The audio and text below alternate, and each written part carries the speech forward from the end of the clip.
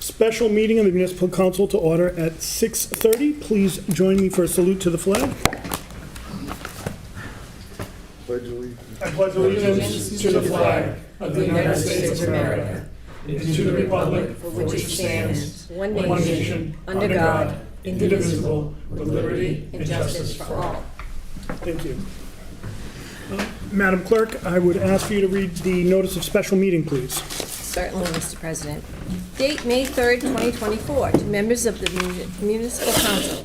From James DeLisio, Council President. Councilors, by authority of Article 2, Section 2-7C of the Attleboro Home Rule Charter, I hereby call a special meeting of the Municipal Council as follows.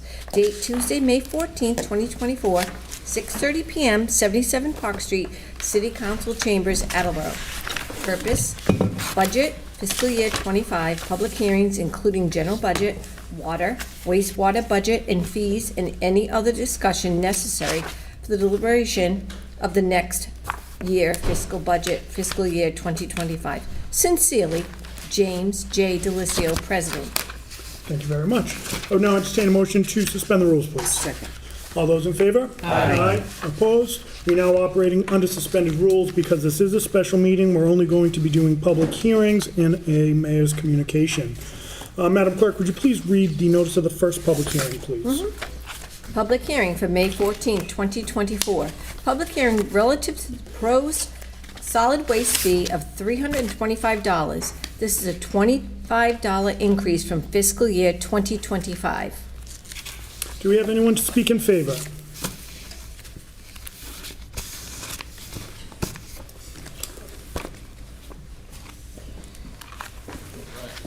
So as Mason's getting ready, just a reminder to all councilors, this is a public hearing. This is about clarifying questions. There will be time to deliberate on the budget in the upcoming weeks and clarifying questions.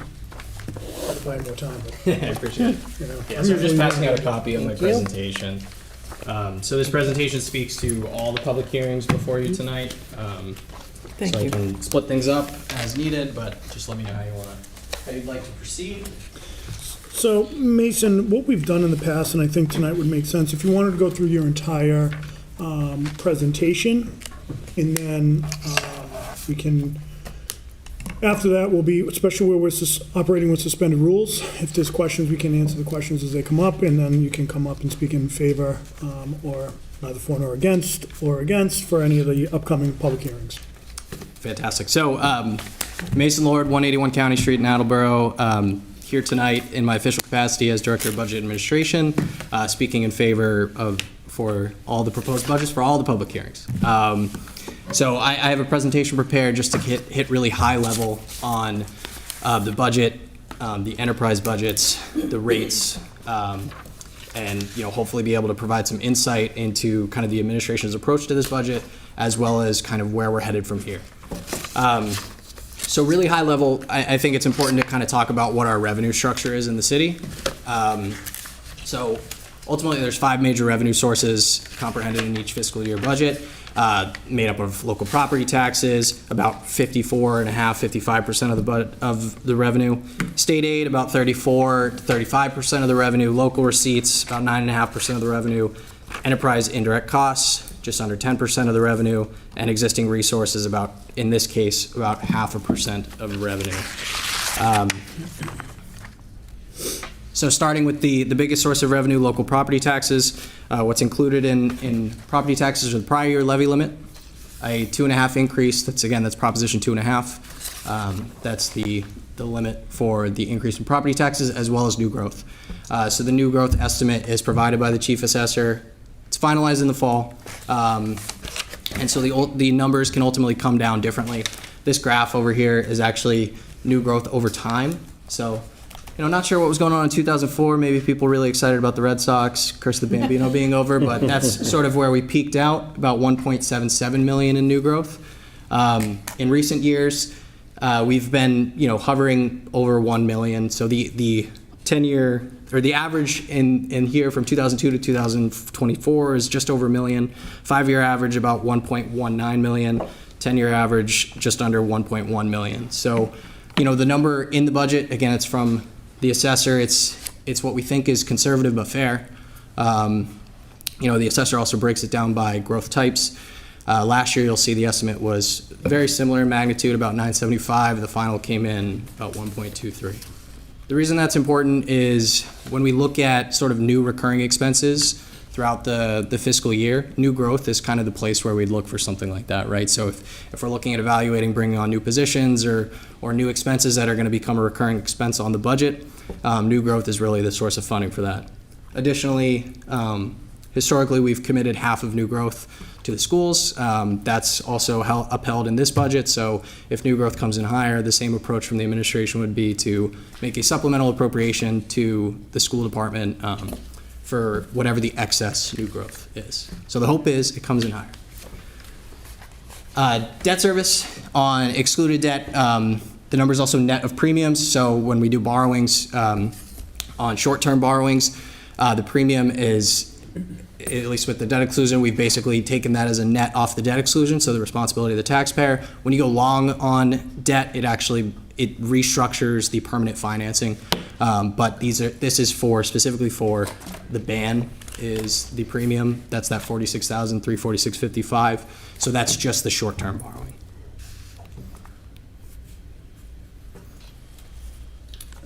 President Delicio, for some of the new counselors, I think this is a good spot to pause if counselors have questions. And I just like to pause here. Yeah, I didn't see any hands raised.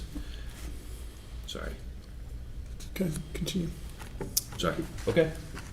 So state aid, second largest source of revenue for the city, about 35% of the budget. You kind of hear that number thrown out often. 35% of our budget is made up of state aid. The key number is the net state aid.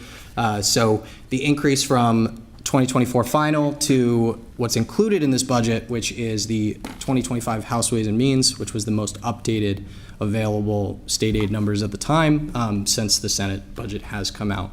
But the numbers in the budget, that's a 4.84% increase in Chapter 70, a 1% increase in unrestricted general government, and then net of aid and charges, it ultimately ends up being a 5.56% increase in net state aid. So the reason that number's higher than the numbers I just said is because the state aid the charges actually went down by about 10%, which is good for us. The hope is that those don't go back up through the rest of the process, but these are the figures that they shift as the budget moves through the process up at the state side, and we ultimately come back to the council, finalize the numbers before the tax rate's set in the fall. Local receipts, about 9.5% of the budget. Our largest local receipt being the motor vehicle excise tax. In general, we've always remained pretty conservative with our local receipts. I think in an effort to get us to a better, closer to level service budget this year, we've adjusted some of our local receipts up closer to actuals that we've seen over the last few years. So I still hold that they're relatively conservative, the figures. But some of these, we've actually even adjusted down. The big number that might jump out, a couple of the big numbers, sorry, this laser pointer just went away. A couple of the big numbers that might jump out at you would be the solid waste disposal fee. Again, the fee to the general fund, the portion of the solid waste fee that goes to the general fund, which is what this public hearing is about, is all of the cost borne on the general fund for the solid waste program. So that's, salaries, for employees, that's all the material costs and everything that funnels through the general fund. There is also the revolving fund that is a separate portion of the solid waste budget where a certain percentage of the fee goes. So basically that cost, that $4,006,465 is right now the estimated exact cost in the general fund. Other charges for services, somewhat of an increase there, a larger increase there, updated more to the historicals from the last couple of years. Numbers that jump out in that other charges for services would be ambulance billing and police ticketing. One of the things we kind of talked about recently, how we've seen an uptick there. It allows for us to purchase more cars, and ultimately, we talked about this the other night. This portion of the fund of the fee is a local receipt that goes to support the whole general government budget. There's been some fees that, or some receipts that have actually been adjusted down. So marijuana local option tax, we're trending down. I think the assumption here is that the competition with Rhode Island has definitely shifted some things. There's been a lot more dispensaries over the border that have come online, as well as, in neighboring cities and towns, and it's certainly, I think our corner of that market has kind of been shrunk a little bit, so you're seeing that there. Meals excise it's a little bit of an adjustment for where we've been the last couple of years. I feel pretty confident about that number, but in the last quarter, we've seen some of the trends down in those excise taxes. So something for us to keep an eye on. Definitely something we could, we want to keep an eye on going forward. Council Copus. Why was 24 budgeted so low, and where did it end up? So fiscal year 24 is not closed yet, so I don't have the actuals. So everything will be closed out at the end of the fiscal year. I could certainly get kind of where we're at through April, if you'd like to see. Some of the tough thing is when you look at the receipts at this point, some of it's related to timing. Some receipts come in quarterly, some come in weekly, some come in monthly, so it can be a little bit confusing if you look at it kind of in the aggregate. So the budgeted receipts is ultimately what I think the council is probably comparing the two to, but the 23, we have full year of actuals, so that's why that's there. 24, we don't have the full year. So the increases are really on the budgeted side. That's what matters on the DOR side. So we actually have to put in the budgeted numbers for 25 when we submit everything to DOR. Councilor LaVoy. Thank you, President Delicio. So kind of piggybacking off that question, so the investment income figure, is that very skewed, or is that pretty on par with where you think we'll finish at? No, this is a really good question. So investment income, historically we've budgeted very low because historically we haven't had this much cash on hand in the city. So with the influx of ARPA funds, between federal ARPA funds, Bristol ARPA, as well as the high school project, there's a lot of cash on hand, and the general fund ultimately benefits from the interest from that income. So the treasurer does a great job trying to build up investment income as best she can. But the reality is over the next year, 2 years, a lot of that investment income should likely trail off because a lot of that money is going out the door. So as the high school project closes out, as ARPA funds go out the door, it's less money on hand to actually be earning interest on. So that's a number where it's very likely in 24. In 24, we're over $1 million in investment income right now. So we're at pretty significant amount, but that amount of cash is not going to be on hand. And also, as interest rates potentially change, that's a number that's really affected. Historically, if you look back, beyond these 5 years, you get into a place where we were bringing in, between 20 and 50,000 a year. So if the interest rate environment changes and those projects kind of go out the door, we expect to kind of get back to that level. Thank you. Thank you. So I'll move on. Indirect costs. So this is the administration's 4th year using MGT Consulting Group's indirect cost study. This is where industry professionals come in and essentially figure out what is the cost to other departments and the general fund for operating the enterprise budgets. That they developed that using, for this study, it was developed on fiscal 2019 data. It's usually industry recommended about 3 to 5 years to use a study. So we intend this to be the last year. In 24 budget, it was recommended that it would be the last year of the study, but with the fact that we were undergoing a rate study, very comprehensive rate study, we want to make sure we had that fully finalized before we went back into indirect cost study. The reason it's important to notate that the indirect cost study is coming is because you can actually see here that the big difference in indirect costs from conducting this study. So essentially they'll go back and things could reset. They could go up, they could go down. It depends on basically where the professionals come in at, what they determine is the true cost of operating these programs for the city. The rate for wastewater is 9.35%. The water rate is 13.47%. That's directly assessed on the operating budget, net of the reserve fund for transfer, OPEB contribution, and debt service. Also, you'll notice in the wastewater budget this year, as well as the water budget, but it's not funded, but there was a new line added for reserve for capital. So in this year, that's the first year we've had that. We went ahead and backed that out of the indirect costs as well, because ultimately that is subject to a further vote by the municipal council. So we didn't want to assess indirect costs for those funds. So in the wastewater budget, that's also netted out of that. So again, we intend to contract for this service in ~25. I believe the number carried in the wastewater and wastewater budgets is about $7,500. Looking at the market, we're thinking it might be between 15,000 20,000 for this study. Last time we did it, I think it was about 10. So just with escalation, we wanted a little bit of buffer in there. But I'm sure if additional funds are needed, we'll be back before the council. And just a reminder, so any cut to the operating budgets for water and wastewater ultimately results in a reduction of revenue to the general fund because these are assessed as a percentage. Existing resources. So what we consider existing resources would be like the city stabilization fund as well as free cash.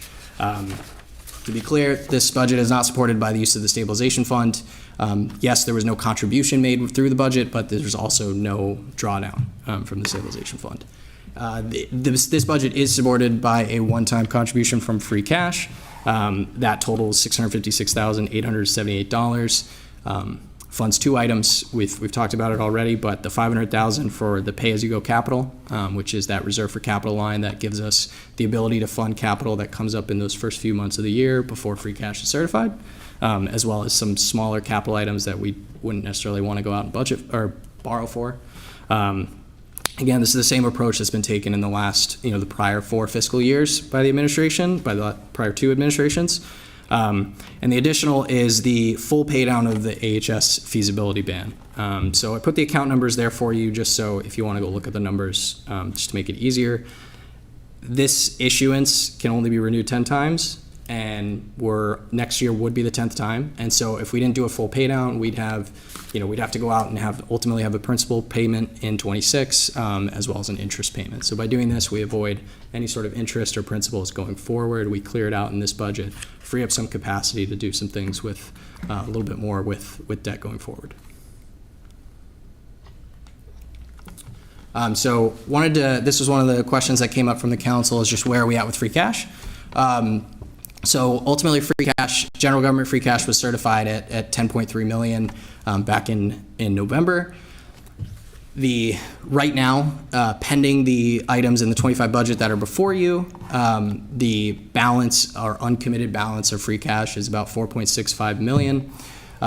You can kind of see where the free cash has gone. So a large portion has gone to reserves, right? So 19% of the certification went to stabilization for $2 million. 1.5 million or 15% went to the special purpose capital stabilization. There was contributions to sped stabilization as well as reserve for compensated absence. So, about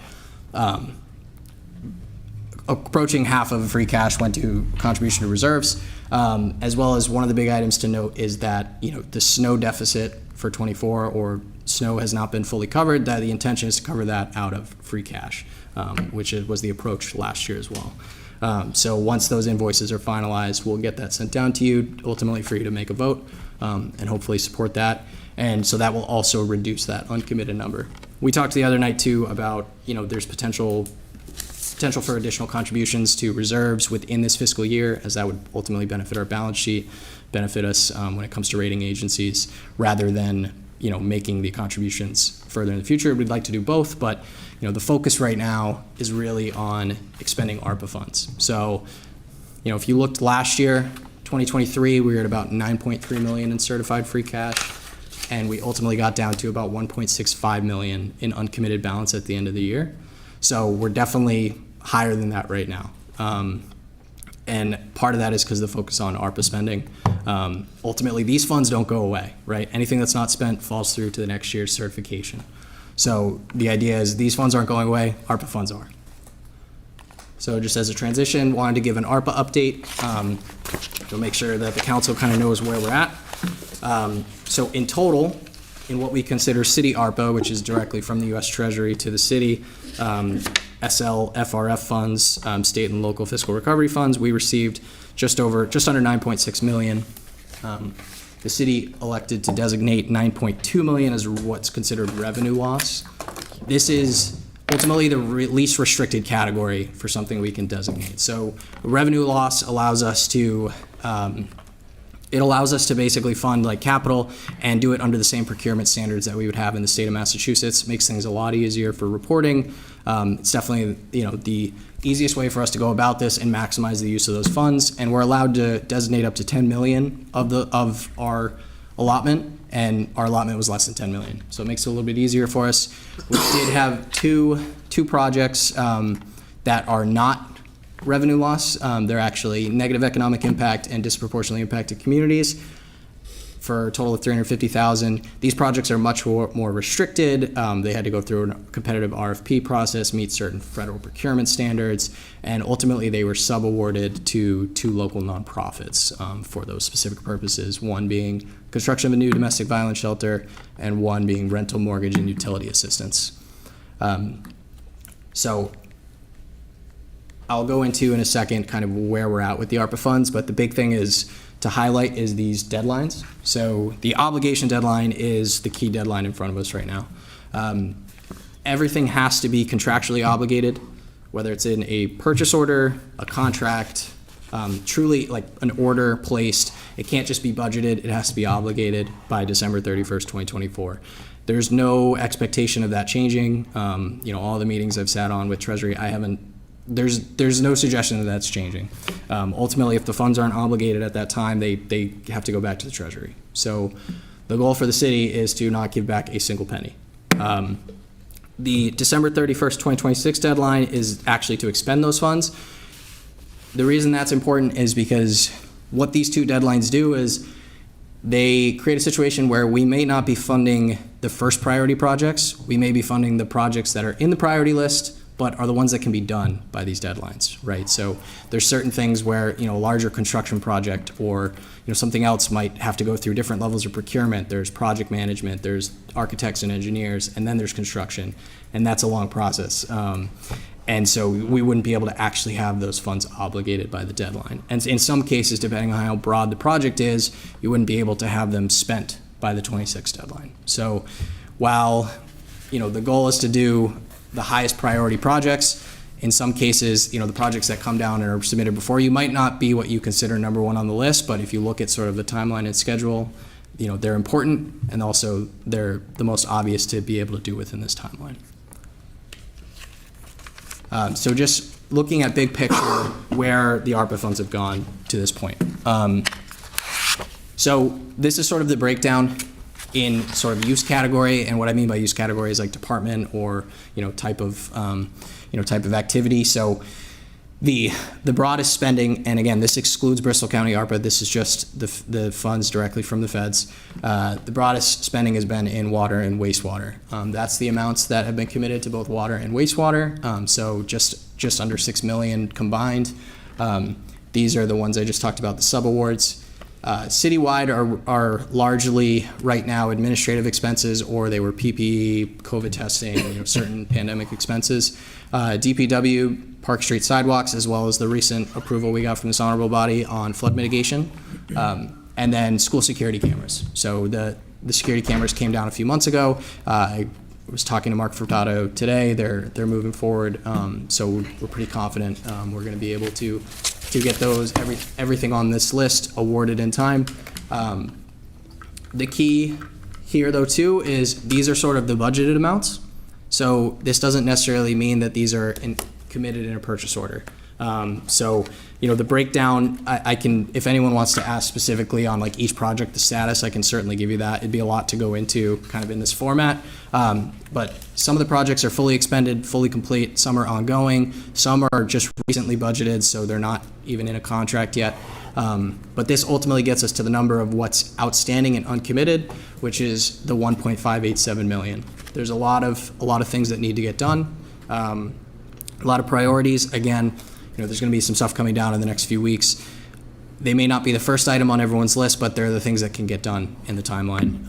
And I think we can all agree that there's a lot of needs, and everything in the capital improvement project or plan is really important, even if it's not the most urgent item. Does anyone have any questions on ARPA? I know this is rather complex. If we can keep the questions on APA related to the budget, just to stay within the parameters of the public hearing. And just to clarify, the reason for kind of giving the ARPA update too is a lot of these expenses may have been funded on the budget, if not funded for ARPA. So big picture, right, these funds are going away.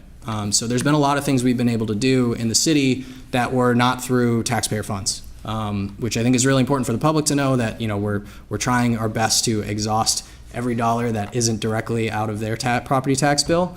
And we'd like to exhaust every single cent. And at the same time, you know, if not for these funds, there's a lot of things that we would have had to fund on the budget or just not have been able to do. Specifically, the ones of note are the water and wastewater. If not for that, that would be ultimately at some point have to be funded through the rates. So expenditures, big picture, this is sort of a direct printout from the budget book. As some of these items in here are also directly in the budget book. Anyone can get access to online. The largest increases by category would be public safety, health and human services, education, retirement, and culture and recreation. Important note on retirement is this year is going to be a full actuarial study.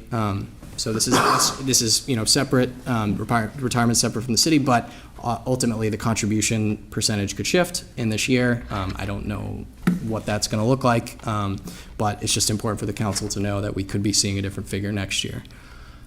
The biggest pieces in the budget, I think we talked about this the other night, but health insurance increase is obviously very significant.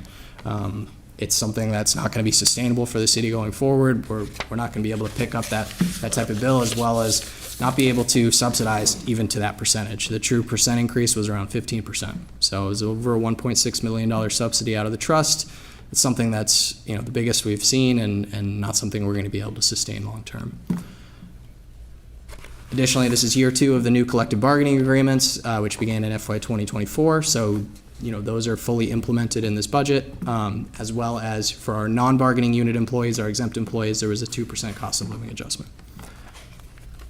And then, you know, material costs, professional services, utilities, just going up across the budget through every department, as well as our own utilities, right? So, you know, some of our departments directly get impacted by our water and wastewater enterprise rates. Debt service. So ultimately, our debt service as a percentage of the budget when it comes to general government and education debt service has been on the decline. In this year, we kind of crossed under the 2% mark for the first time in a few years. It's not something we'd like to see, right? We'd like to keep our debt service pretty level.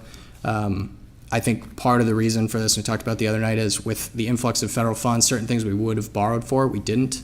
And so the important thing for us is to kind of plan and make sure that we're not letting that debt service be eaten up by operating expenses. It's very easy for that to happen. You know, we have important priorities, you know, salaried positions that we want to fund, and then our ability to do big capital projects can get pushed to the side. So it's really important that we kind of keep an eye on this. There's about about $385,000 in general debt coming off next year, as well as $67,000 in education coming off. So it gives us a little bit of capacity to do some projects on debt. And if for some reason, you know, we don't restore those debt service levels, I think my recommendation going forward would be to kind of fund the net difference in our reserve for capital and not fund that difference through a one-time contribution of free cash. So fund it through recurring revenues. So basically, we're not allowing that revenue to be eaten up by some other expense. So some of the big anticipated challenges for the general government budget, sustained inflation rates, where, you know, I think we thought we'd turned a corner a little bit, but we're still seeing kind of rising materials, rising prices, whether it's, you know, personnel related, material related, professional services, anything we contract for is going up. Our high interest rate environment is still here.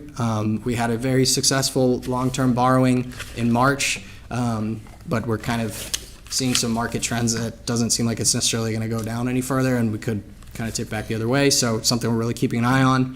Health insurance obviously is, you know, a big challenge for us. Utilities, aging buildings and facilities. There's a lot of work that we need to do in terms of capital improvements, and, you know, it's a challenge to bring those costs onto the budget. Supply chain issues, we talked about the vehicles the other night. I mean, it's getting crazy with, 2-year delays on vehicles. That's some of the reason there's certain things we can't do with ARPA funds, right? They wouldn't even be here in time. Lead times, material shortages. Public safety overtime, so wanted to highlight this. Again, this is year 2 of the collective bargaining agreements. We really think that over time, these contracts are going to lead to significant decreases in overtime spending, better recruitment and retention. This year, the overtime budgets in the general government are relatively optimistic. There's potential for lateral hires, lateral promotions from other municipalities, other departments, other fields where we don't necessarily have to send individuals to long extended training, which would be a significant savings for us. The biggest challenge for us is the hiring process is really drawn out. Civil service kind of limits our ability to hire and retain. And we have to backfill for those vacancies as well as backfill for those folks that are out being trained. So it's been a challenge for us, and it leads to high overtime. The chiefs are aware of this. You'll probably hear more from this from Chief Lachinski on Thursday. Chief Hagney said it the other night. He's optimistic, but the reality is that those overtime budgets might not get us there, and we may have to be coming back to council. But we do think over time that's more realistic of where our overtime budgets are going to get to. Would you like me to continue into? Yeah, I think just where we're operating under suspended rules, let's just continue the presentation, so it just kind of flows better and people can retain the information. Absolutely. So just transitioning into enterprise funds. The first thing I wanted to hit on, we just talked about federal ARPA. We also have this other bucket of ARPA funds that come through Bristol County through their municipal allocation program. Basically, we were allocated a certain percentage of the funds that were sent to Bristol County based on population. And ultimately, that provides the opportunity for just under $8 million through Bristol County. It doesn't necessarily mean, this is different than federal ARPA where we were allowed, the money was sent to us and essentially be able to declare it as revenue loss and, it's less restricted. That is not the case here. So each application we do has to fall into a specific use category. Water and wastewater are the most straightforward. And some of the other ones are rather complicated. So even some of the things that we subbed out, those are the things that they're offering because those were basically the programs approved under the federal ARPA. We're considered a subrecipient of Bristol County ARPA. So similar to how we sub-awarded $350,000 to 2 different projects, we are the subrecipient. So we're subject to their grant agreement. While the obligation deadline for ARPA is December 31st, 2024, we're subject to the provisions of their grant agreement as a subrecipient. So the obligation for us for Bristol funds is June 30th, 2024. The challenge there is contingency funds that aren't actually in a contract or under purchase order are not considered obligated. So these are big construction projects. Oftentimes you want up to 20% contingency. The reality is if those aren't under contract, those funds go back to the county. So we've tried to make efforts to potentially repurpose those funds. We're working really closely with Bristol County and hoping some other opportunities present themselves to be able to apply for additional funding. The goal of Bristol County was ultimately to have 6 months internally for them to be able to redistribute funds or use those funds on Bristol County expenses. So by them requiring that they be obligated on June 30th, they then have 6 months themselves to obligate the funds that essentially the subrecipients couldn't. So there's potential for some redistribution of funds, but this is one I just wanted to really highlight because, you see the numbers, those are directly impact the budget. If not for these funds, these are things that would have to be funded on the rate. Specifically, I think that water main replacements are pretty clear to folks that, those are things that can't just sit. They have to be done. This is really important infrastructure. And so, if not for this availability of funding, we could be looking at, another $7 million that might have needed to be funded through the rate at some point. So just wanted to call that out. At this point, we're fully committed. But again, we're not fully obligated. Contingency funds are out there. So there may be additional communications coming down. This might be even one of those things I've talked with the city auditor where it could be at the 11th hour where something changes and we may need like a special meeting this is really important and there may be something that, we really need from the council. So I just wanted to put it on your radar. Council Fowler. Thank you, President Delicio. I didn't understand what you just said. Okay. I understand that these are the projects on which you want to spend the money, but we don't have contracts for them. Is that what you're saying? Or we don't? What is it we're not quite? It's a good, great question. So these amounts were estimates for the projects that were submitted down to council because each one of these applications requires a vote of the municipal body. So we actually have to submit a funding request with an exact amount. So those were the requests that this body approved. The wastewater equipment, we've contracted for the Vector truck, the generators, the booster pump. Those are all back ordered. We're waiting for those to be delivered. So they're obligated, not expended. But there was also funds in contingency in case there were price escalations or equipping or other things that would have needed to go into that equipment. So at this point, I believe, I want to say I would check the numbers and I can certainly get back to you. I want to say within the wastewater equipment, there might be 150,000 or more that's unobligated. So the other pieces are under contract, the actual order for the equipment.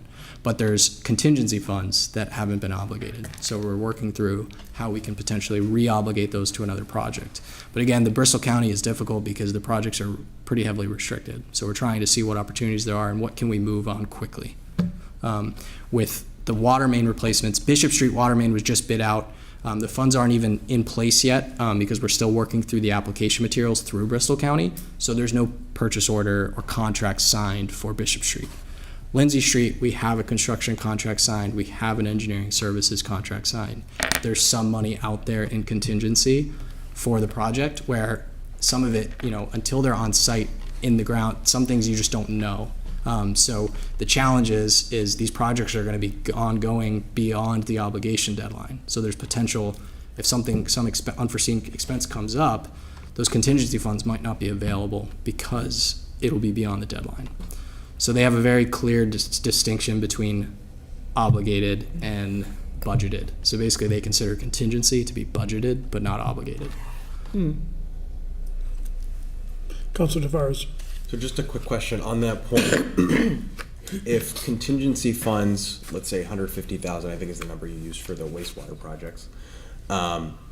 If those contingency monies are reallocated and obligated for another project, and it turns out that we would have needed those contingencies, is the risk that we then come out of pocket for the difference down the line, but we've expended that 150 on something, 150K on something else?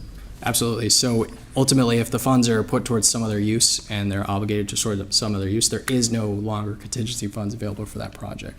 So if that's the challenge with these projects because of these deadlines. It's not enough for us to say, hey, we don't want the $4.3 million for Lindsay Street because we're concerned about, what if a contingency issue comes up for $100,000?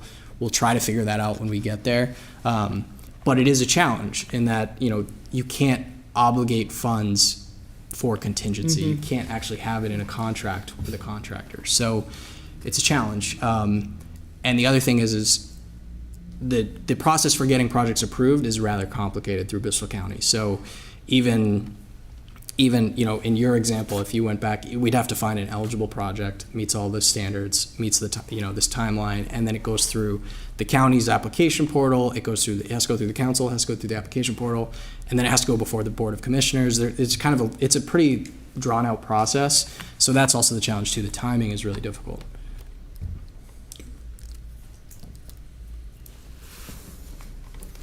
So I talk about wastewater, high level, and then into kind of the rates.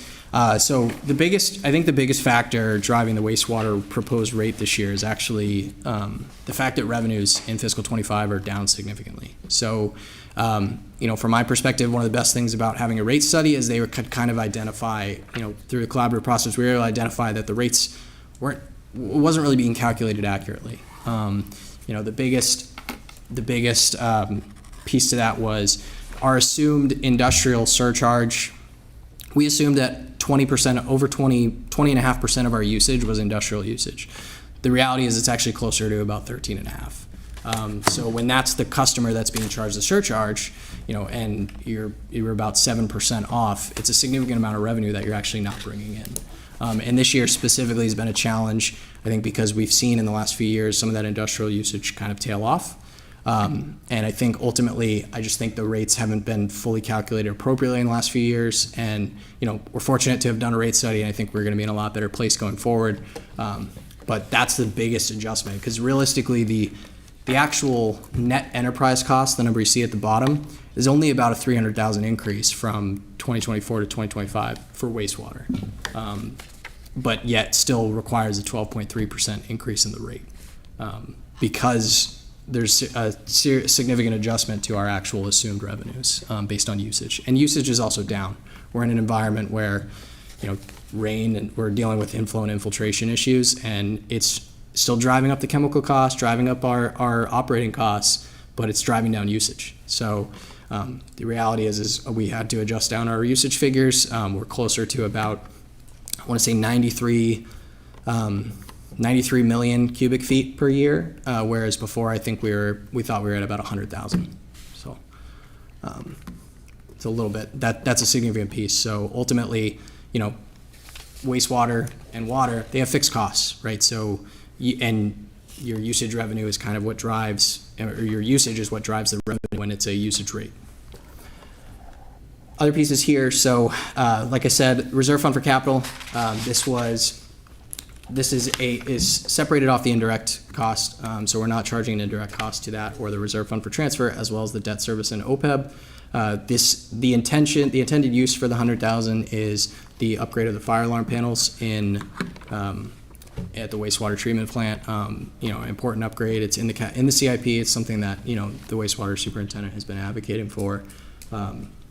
Ultimately, the approach was to balance that cost with retained earnings contribution, which you'll see below, as well as balancing the cost of the I&I, inflow and infiltration, which is part of that I&I plan that we have ongoing. I think, so when we came down before the council and talked about the rates before, we thought we were in a better position with revenues, and I think we thought we were going to be able to actually subsidize the rates, kind of like what we did with water, and be able to subsidize the rates in this year, and if we maintain consistent rate increases, start to put money away into reserves.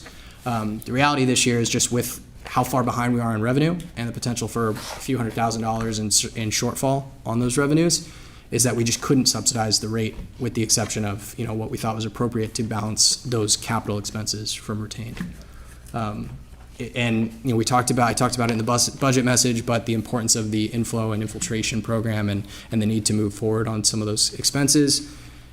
I'll let Tom talk about it more on Thursday. He'll be able to kind of give the nitty gritty on why it's so important, but we just ultimately didn't think it was responsible to use additional retained earnings at this point, or potentially propose a higher rate increase. The goal is to hopefully see a turnaround in revenues over the next few months. If not, we'll evaluate where we are when retained earnings are certified in the fall, and the hope is that we can come back to this body and request funding for that purpose at that point.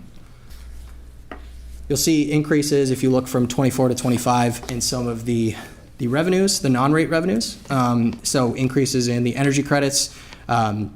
So this is ultimately the net metering. So for like the solar panels and stuff that, ultimately they get a credit that comes back to the fund, and we are basically providing that as a revenue to defray the rate cost going forward. And you'll also see on the expense side, you'll see increases in their lights and power because the costs have just continued to go up. So while this is rising, the costs are also rising, but ultimately it offsets those costs to some extent. Permit revenues, there's some increases here. The MWPAT subsidy, I believe this is the last year of this subsidy, so that's something you probably won't see going forward unless we have a separate MWPAT borrowing. The septic charges is an increase. We're seeing some increases there. And then again, the retained earnings to fund the capital, those are to fund those, the I&I, as well as the newly created reserve for capital. Again. Council Fowl? Thank you. Why do you think it's reasonable to expect usage to go up? So I don't necessarily think it's reasonable to expect usage to go up. That's why. I thought I heard you say. Oh, sorry. I meant revenues. So sometimes, if the rate increases are adopted, we should see kind of a return back to what this is built on. But also, there's potential.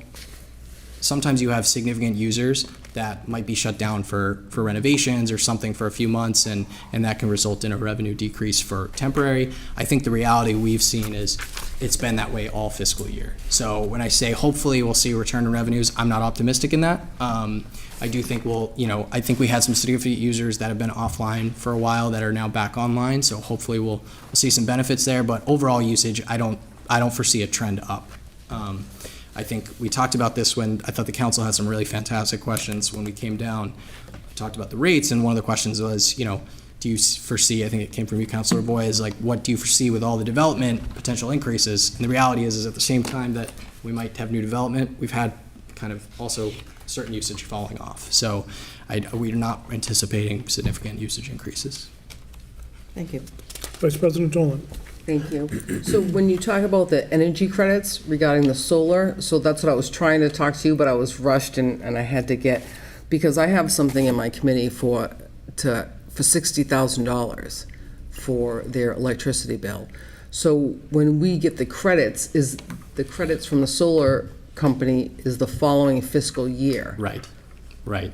So I know when I talked to Tom, are we going to do anything as far as setting up a special fund to avoid having to come back? It's a good question. I mean, part of the reason I think Tom had to come back this year is the budget wasn't increased over the last few years. We've kind of kept it at the same line item in an effort to defray the rate cost.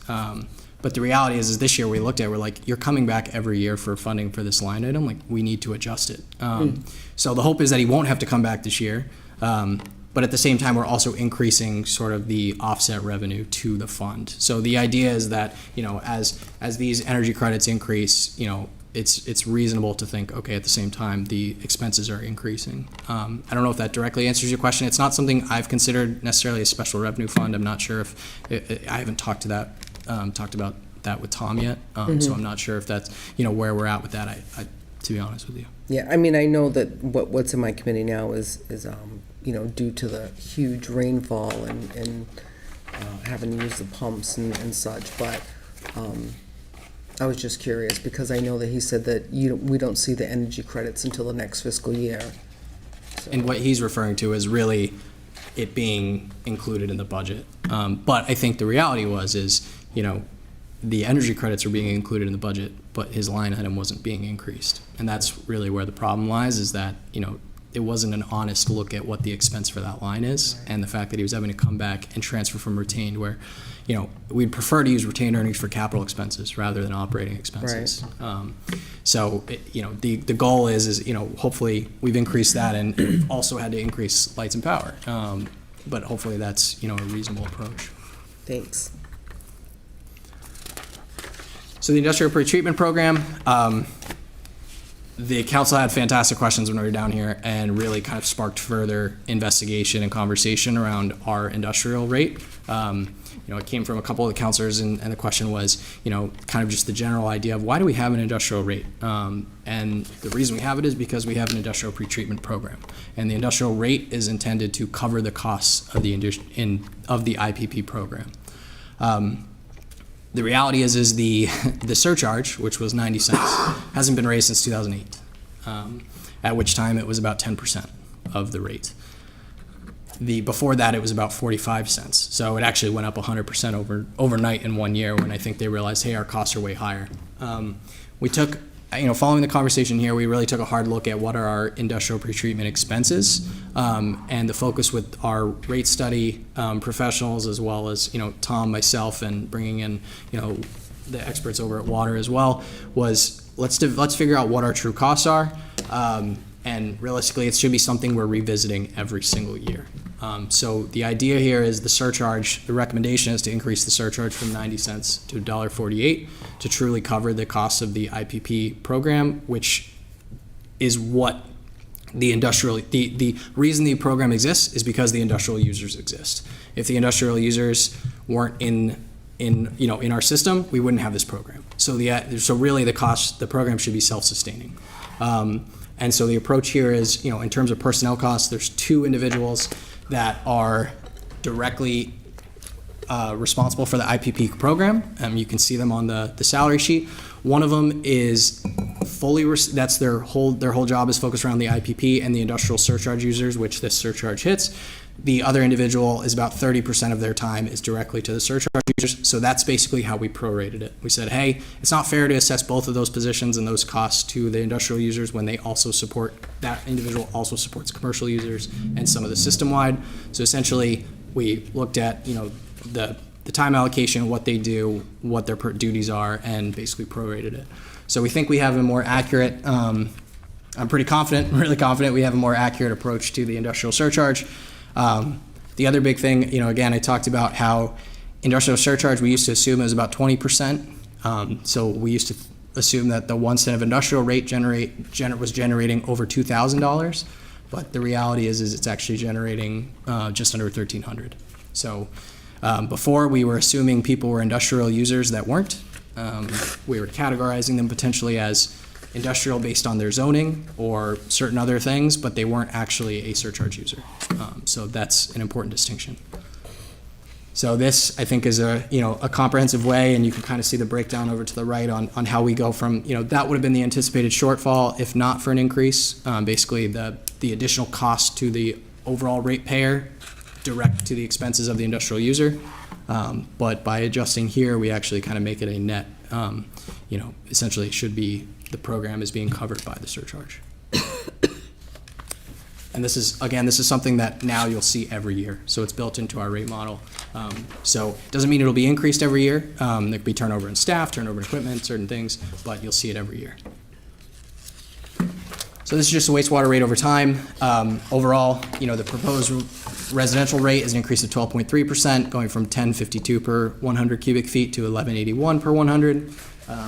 So the 1 cent of residential rate generates approximately $8,082. That's a little bit of an increase. So we've actually have more, like I talked about how, some of our users we thought were industrial, they're actually residential. That's they're on that side for the increase. But the proposed industrial rate is the 16.37% increase, which is that 1142 to the 1329. So it goes from, it's the base 1181 rate plus the $1.48. Before it was the base 1052 rate plus the 90 cents. And again, you see that 1 cent of residential generates approximately $12.85. We'll prorate these as been past practice, just to make sure it's fair across the billing process. I just wanted to this is included in the budget book, but just kind of give a look ahead on where we think we might be going with the rates. Fantastic questions again from the council on, hey, the potential for the new treatment facilities in FY30. It's not necessarily in the 5-year plan. So we took a really hard look at, trying to build capacity in those last couple of years to put away money to reserves. I think it was really good insight from the council.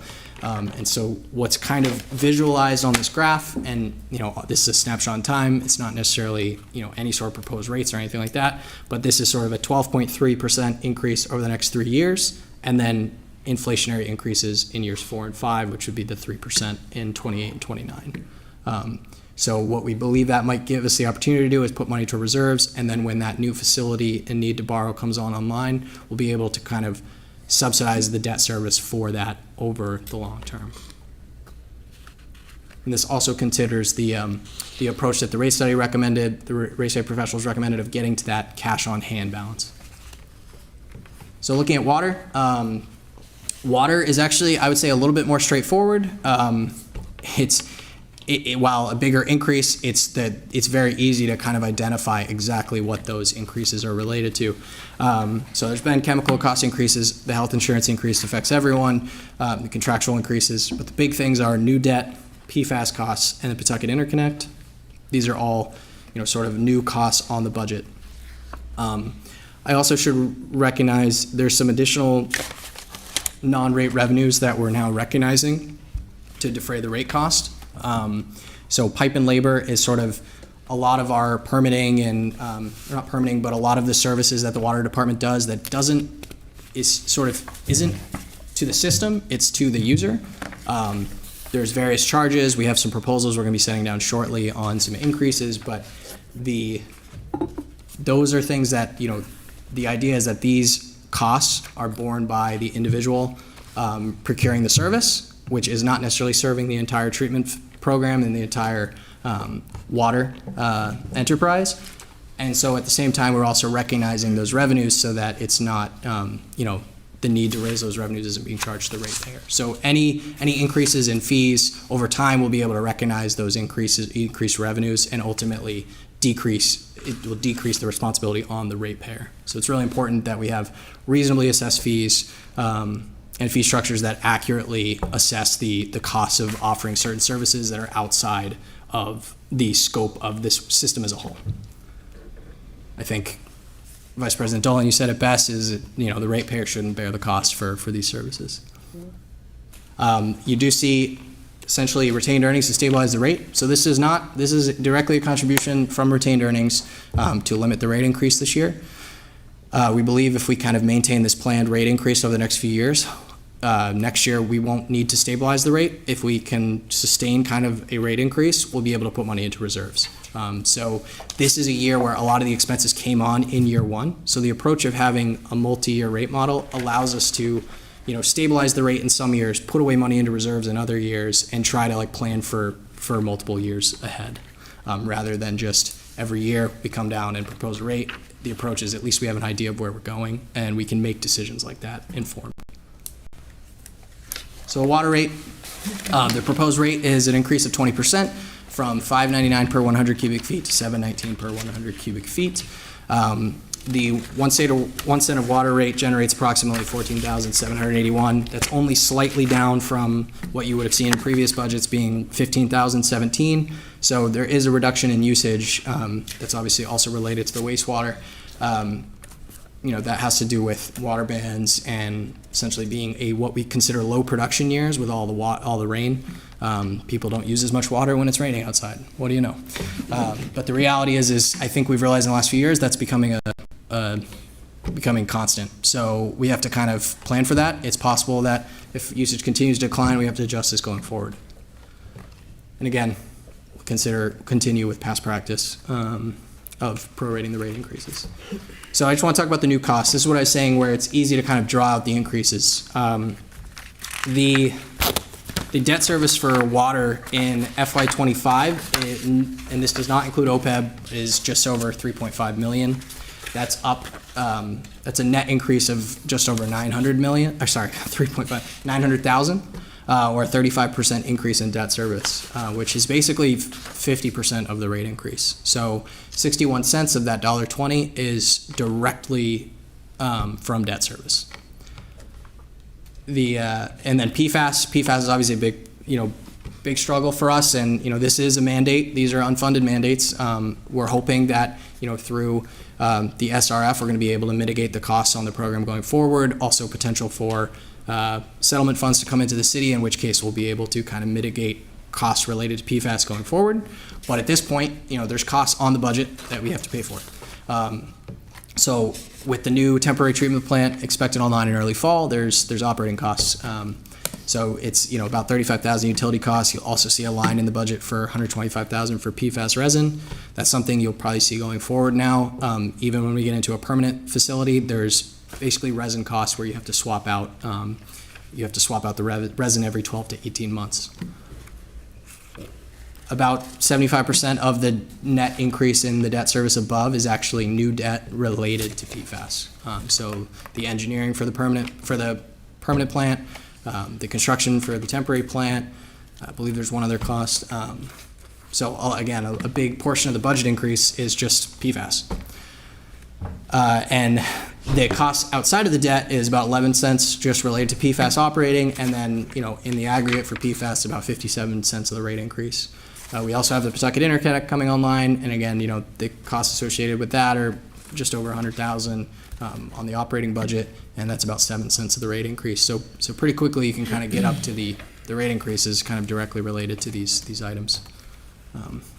So I just think that's important context, and as PFAS continues to be a problem for the system, and I think statewide, nationwide, I don't foresee this going away. So it's here. We have to deal with it. And so looking ahead, this looks a little bit different than the wastewater, because, the approach is, we plan for what's in front of us, but also what's immediately in front of us, but also years ahead. The reason you don't see a gap between the proposed revenue and the new debt service in 29 is because at some point we do expect some sort of adjustment for loan forgiveness through the SRF, as well as the fact that the rates are likely to be much lower than what can be built into the model at this point. So we don't want to scare everyone with, hey, we got 20% rate increases for the next 5 years. That's not a reasonable approach. We're expecting a significant return back at some point through those. What this is looking at is about 20% or 20% this year, 18% in the next 2 years, and then getting to that inflationary stable 3% per year, which of course will adjust every year. And that is everything. I know that was comprehensive, so I apologize for going. Council Boyd and Council Sawyer. Thank you, President Delicio. Do you have any rough idea how these new proposed rates stack up to towns of similar size or cities? I could certainly take a look. I don't have numbers in front of me. I think there's a lot. We're a little bit early to our budget, so I could definitely go back and do some research. I'll talk to Tom and Courtney. Maybe we can come with. I'll see what I can find and let you know before Thursday if we have anything. But I don't have that for you right now. Yeah, I figured it might be a great follow-up question. thing. Thank you. Really good question. Council Sawyer. I just had a question about any way that we can subsidize the rate increases. I mean, as you see, the increases keep going up, and most of our incomes do not go up at that rate. And I don't know, I know that sometimes budgets have rules about what money can go where and all that, but I saw that there was ARPA funds that also needs to be used by a certain time. Can any more of that be used for these to help with the subsidy of rates? And there's also something about debt service that we don't have enough of, but I imagine that that would also go to the ratepayers that they'd have to pay anyway. But I was just trying to figure out, is there any other way to help the ratepayers? Because that's, keep going up like that, it's a lot. Yeah, it's a fantastic question. So, I mean, this is kind of what has motivated the usage of the ARPA funds that we've had. So in total, between Bristol ARPA and the federal ARPA, just under 9.7 million of our total allotment went towards water. So obviously a significant amount. And that's 9.7 million of about 17 million, so well over half. And then about 3.85 million went towards wastewater. So I think the goal of the past administration as well as this administration was try to use those funds to accomplish these projects and subsidize the rate as much as possible. Additionally, when it comes to water, any PFAS settlement or litigation funds that could potentially come in, those will be used to subsidize the rate. The goal of having a multi-year model is that we can smooth out rate increases over time, because I think what happens is we get into situations like this by not planning, where we're faced with enormous increases in 1 year. And I think the goal is to kind of we owe it to our constituents, the residents, to give predictability, especially when it comes to fixed incomes, but rising costs. So there is some uncommitted money out there for ARPA. We've certainly committed a lot of the ARPA funds to water and wastewater. I don't think there's much we could do to mitigate the rate increase. At this point, we can't really subsidize anything else in 25. But I think what we just did with transitioning, the council just voted to do some wastewater and wastewater vehicles, camera systems for wastewater, some other capital outlay funding through ARPA.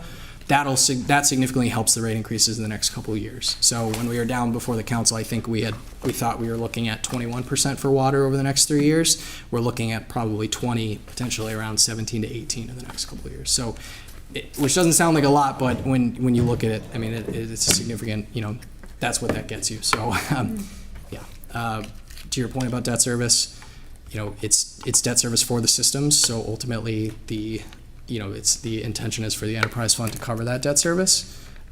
It's also, I think the rate study folks kind of hit on it. It's responsible to borrow for these systems, because you're spreading out the cost across the user over time.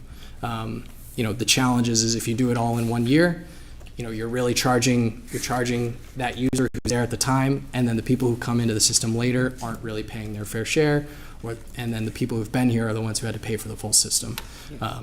With water, the reality is we're facing a lot of changing regulations, and that's the challenge. So if there's additional funds, grant funds, anything made through SRF, the state, the feds, hopefully the feds come in and provide some support with all the regulations they've been putting out, then we'll certainly do everything we can to subsidize the rates. Can I just follow up? Also, you were talking about the usage going down in some things, and yet the prices still go up for, you think about electricity, you turn off your lights, you're gonna, pay less for not using so much electricity, but, usage rates go down and the prices still go up. I just was wondering how that happens. Right. So, I mean, ultimately, the systems themselves have fixed costs. So the debt service is the big one. We talked about water, being $3.5 million. It's just debt service. That has to be paid no matter what.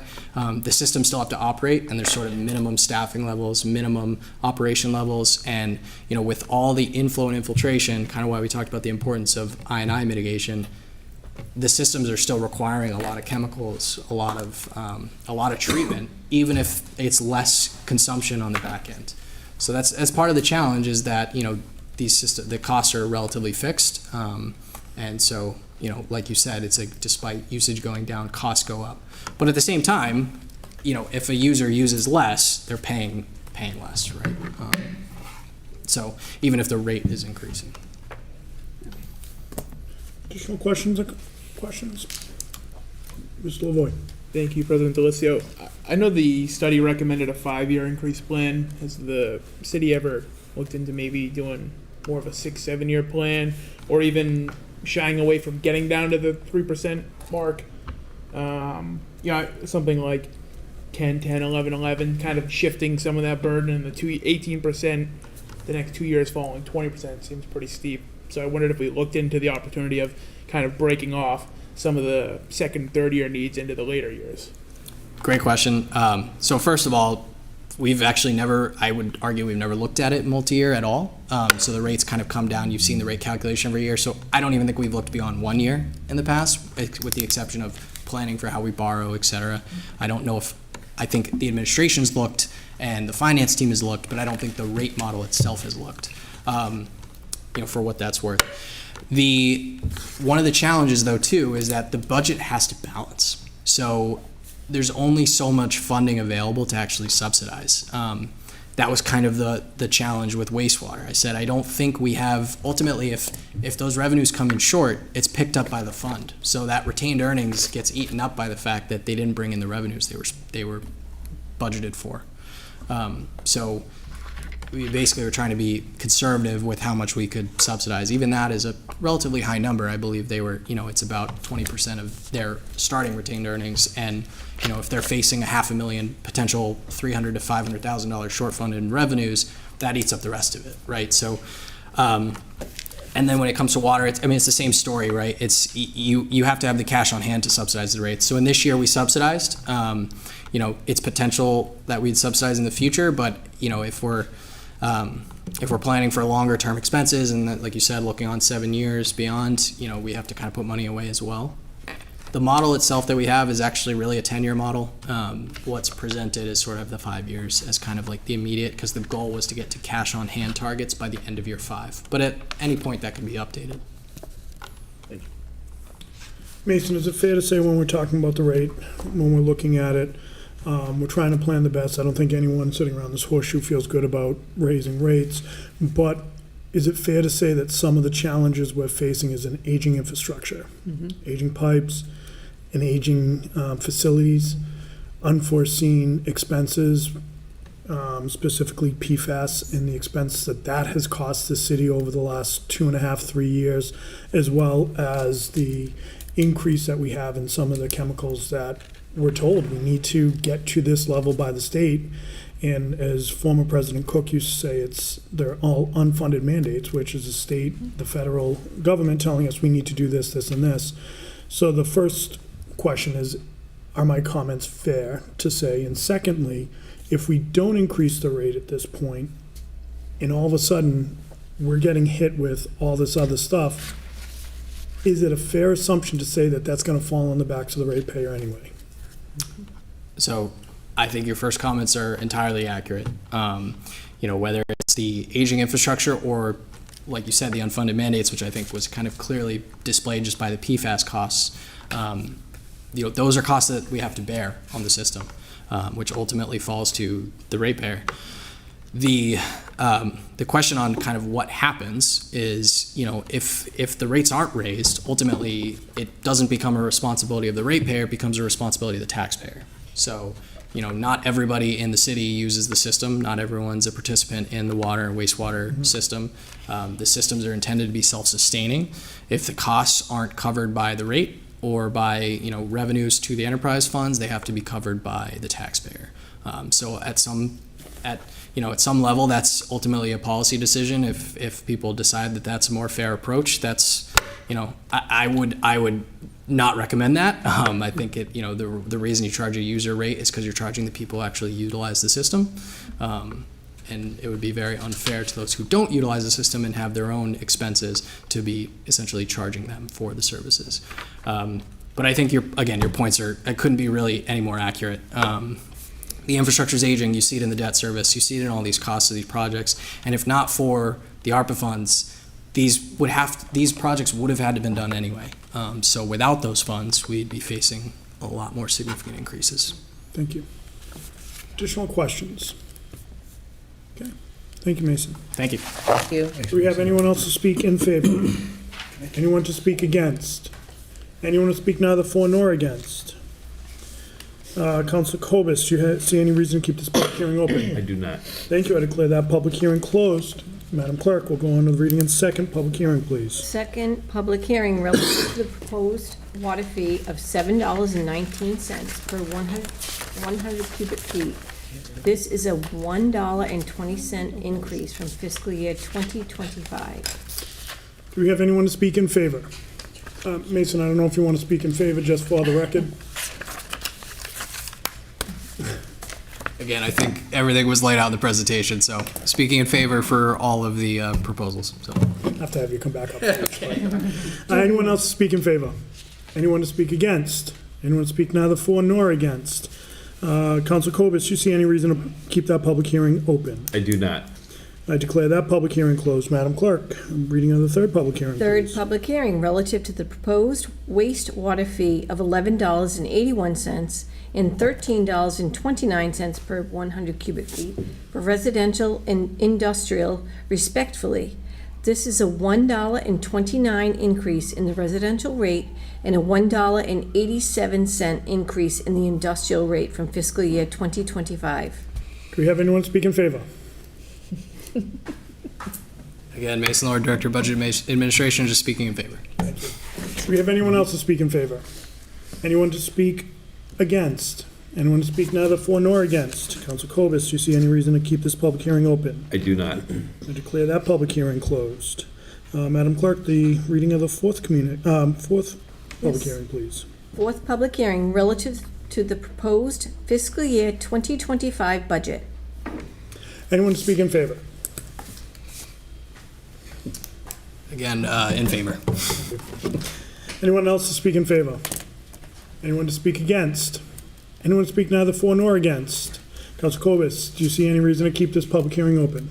I do not. Thank you. I declare that public hearing closed. Madam Clerk, if you go on to the reading of the final public hearing of the evening. Certainly, the fifth public hearing relative to the proposed fiscal year 2025 water and wastewater enterprise budgets.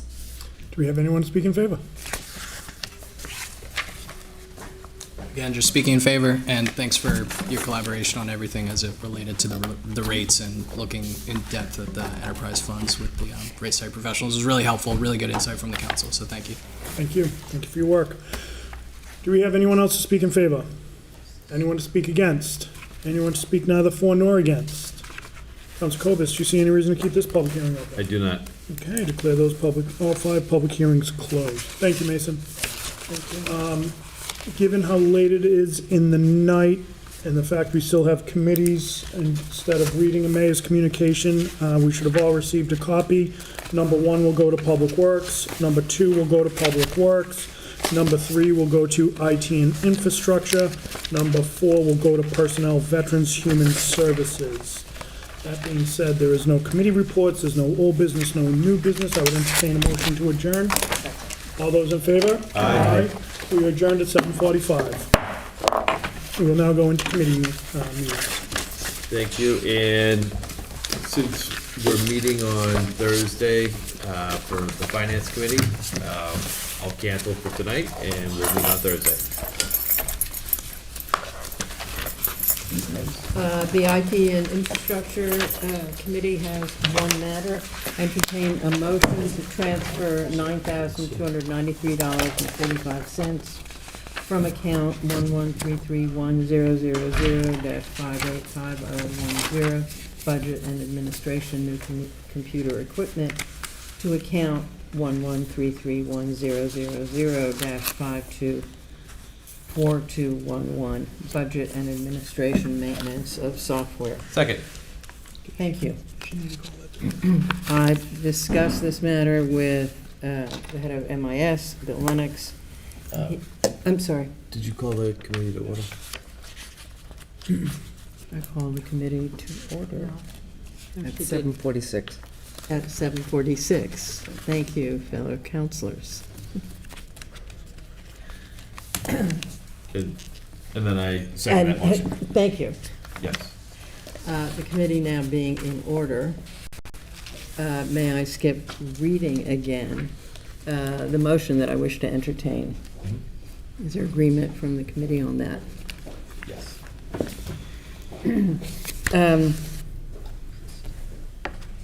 The additional funds are needed for two purposes. There is an additional obligation which we have for our software program that allows residents to register complaints, problems, issues, the See-Click Fix program. And that is one of the debts that is outstanding, that is in the $9,293.45. The other is a $2,500 fee for Cisco support for a switch that controls the network that was not anticipated but has been presented and is being owed. So those two matters constitute the obligations which need to be paid. Any questions? Any questions? Then I ask for, Those in favor? excuse me? Sorry. This motion, can we have a vote on this Yes. motion? All those in favor? All those in favor? Aye. The motion is carried to 0, therefore, that being the only matter before, excuse me, Adjourn. that being the only matter, yes, I will adjourn this committee. Second. The meeting is adjourned. All those in All favor? those in favor? Aye. Aye. The meeting is adjourned at 7:48. Thank you, not quite, but thank you. I'd like to call to order licensing committee at 7:49. One matter before the council, two matters before the body tonight, from the docket of May 21st, 2024. I entertain a motion to renew the request for a license for scrap metal recycler, junk dealer license received by Polarized New England Company LLC at 136 Bacon Street. Second. Thank you. A renewal, so pretty straightforward. Anybody have any questions, objections, anything, comments? Okay, seeing none, all those in favor? Aye. Aye. Opposed? None. Motion passes 3-0. From the docket of April 16th, 2024, I entertain a motion to approve the application to waive section 1-15.1 to serve alcoholic beverages or wine on city property, and a license application, section 9-20, keeping a stand in a public place from Morin's Inc. at 16 South Main Street. Second. Thank you. Fairly straightforward. Everyone got a packet last week for the public hearing. Unfortunately, the Morans couldn't attend due to a scheduling issue. As far as my comments go, I believe that, something we should fully support. Everyone here wants the downtown to be more prominent and on the up, and things like this are fantastic. There's another one coming up soon as well for a different establishment, so definitely what I think we need downtown. But happy to hear comments or concerns from anybody else. Perfect. Yep. I have been looking at the sidewalk outside of Lawrence and what kind of activity there is. It's not a wide sidewalk, and I agree with you. I'm in favor of anything we can do to bring more people, a more convivial atmosphere to downtown. This does not seem to me the right space. If you just see a parent and a stroller walking by, that uses up the available sidewalk. It's also the area across the street from the senior center, and people are coming and going to the senior center with apparatus. They're not just walking without walking aids. So I'm just concerned about whether this will eat up so much space. It'll be difficult for pedestrians to get by. And I do have a question about why. Point of order. I'm sorry, we don't have we haven't done we did the public hearing. Oh, I'm sorry, we did do the public hearing. Okay, forgive me, I'm sorry. No, that's all right. There is one more I was coming looking up. at 6-4 and I was looking at the one on the top, forgive me. Yeah, if I may follow up, or if you want to touch on that, whichever. I just had a question, so. Okay, I'll whenever- follow up and then I'll. take Yeah, your whatever you question. want, it's your committee. So looking at the plans for it, I think the Moran family and everyone involved strategically picked the point on the sidewalk that abuts further out. Where the parking actually takes place, there is a narrow section in front of the windows. I could see the cause for concern on having tables there, but the sidewalk butts out, I'd like to say, more than 50% on that arc, and that's why they did choose to put them further up. So I believe that, and that seems to be on par with why they put it there. They also strategically put it away from the crosswalk coming into the sidewalk. So I don't see any concerns based on the figure. And I'll note that there are other establishments downtown that have outdoor seating that's been approved by this body, and there's been zero cause for concern or zero issues with that so far, knock on wood, but nothing has come up yet. So that's all I'll say on that. Vice President Dolan and then President Delicio. I just had a question because because I don't feel like they take up a lot of the sidewalk. I'm trying to remember what it looks like, because they have that outdoor seating that you said that goes into the parking lot. No. So that section's closed for the renovation.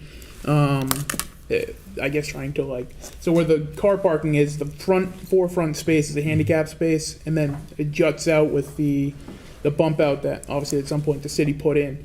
So the table anticipation, the two of them are gonna go under the bay window of the diner. Okay. So they're more on the extended portion of the sidewalk. Again, which I, from my understanding, they did take into account, the cost for concern on the sidewalk there as well as the crossing. Yeah, of course, President Delicio. So I know they left a picture with us last week. The other thing I would say is, I think we're talking about trying to bring business downtown. I think that there's not a more responsible business than Warren's in understanding the sidewalks, understanding what they can and can't do. We get a lot of complaints about different businesses. I've never, in my time on council, received one from Warren's. To me, this is a no-brainer. This is an easy one, and I can't wait to vote in favor of it. I totally agree with you, and my 2 cents on it is I feel this is a great way to bank and work with Morans on their investment to the city.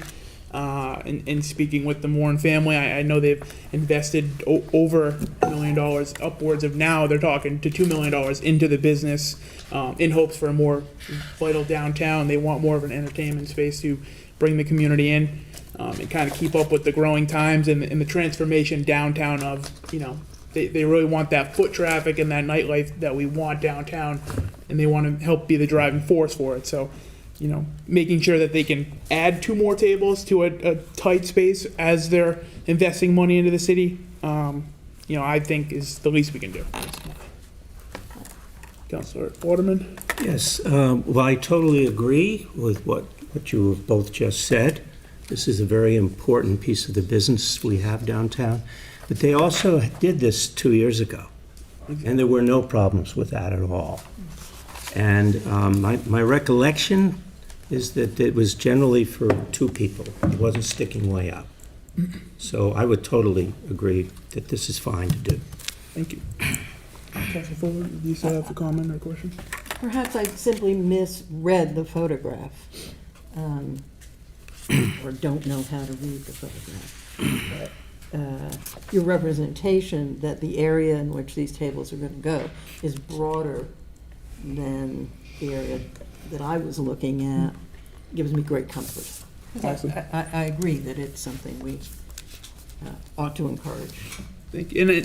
And touching on that too, I don't think you're, I don't think it's disingenuous to, be concerned for those who need the additional space, strollers, people with disabilities. I know we do the event downtown to ensure that our sidewalks are up to par for our citizens who have disabilities. So I totally appreciate the question. Councilor Sawyer. Thank you. I agree with what you're saying about the space. I also wanted to point out that this was to serve alcoholic beverages or wine on city property. And I wonder about serving alcoholic beverages outside and if it's been considered if that's going to cause, more public drunkenness or, just saying it outside, things like that. Wonder if it was considered. I'll touch on that and then I'll follow up with you if that's okay, Councilor Holmes. Yeah, and I understand your concern. Everyone that's allowed to serve alcohol has to go through the mass tips program, and knowing that from working in the bar industry before. So and the idea of this is more so for the diner side. The bar itself, to my knowledge, is not fully even open. This is more of a short-term, like beer bottle and wine sale. They're not doing liquor at the moment, to my knowledge, because the bar is obviously under renovation, that whole entire side. So this is more so, I believe that they have to offer those outdoors as well as indoors as sort of a fairness to everyone involved. So I believe that's why it piggybacks in here. I don't think it's more so people are going to be out there at 10 o'clock at night having a bunch of beers. I think it's more, if someone wants to have a beer with their lunch or dinner, they have the flexibility to do so in the legal capacity. Councilor Holmes? Thank you. I'm on the committee. I am in favor of this. I think that we also should be accommodating them. They're doing a huge renovation right now, which I'm excited to see, and I think that this is an opportunity for them to increase their business during that time because they're probably losing some funding and doing a renovation, so it's costing them. And this is what's going to make downtown more lively, is seeing people sitting outside, and that's what I'm all about. So I completely support this, and like I mentioned, I am on the committee. Thank you. Councilor Reynolds. And I'm just going to suggest that we did this all during COVID. We let people come out in front, smaller sidewalks than what the Morans have up front. Had no problems. I mean, they're still serving people, so they have to watch. They realize that. The owners of these restaurants are well aware that if somebody's having a drink outside, they're still your customer, and you have to be paying attention to them. And all the waiters, waitresses are well-versed in that. They understand that. So, again, we have never had any problems. That's not to say that one couldn't occur, but it could occur anywhere, at any time, anywhere. So I'm just going to suggest that I'm fully in support of it, and we have done it before. Thank you. Councilor Angelo and then President Delisio. Thanks, Councilor Voigt. I don't drink alcohol, but I am fully supporting this. I think it's great. I think Morton's been fantastic. And I hope to see this with some more vendors out there, be it eating out there or just maybe possibly, I don't even if it's allowed, but possibly displaying other things out there. And to Councilor Holmes's point is it kind of adds life to the city and stuff. When you're walking around and you're seeing that, and you're seeing people outside dining and stuff, it kind of gives you a really good feel. I mean, and like I said, we haven't, like some of the council said, Councilor Reynolds, there hasn't been any prior issues or anything. And so I'm excited about this, and I hope more follow, and I am full support of it.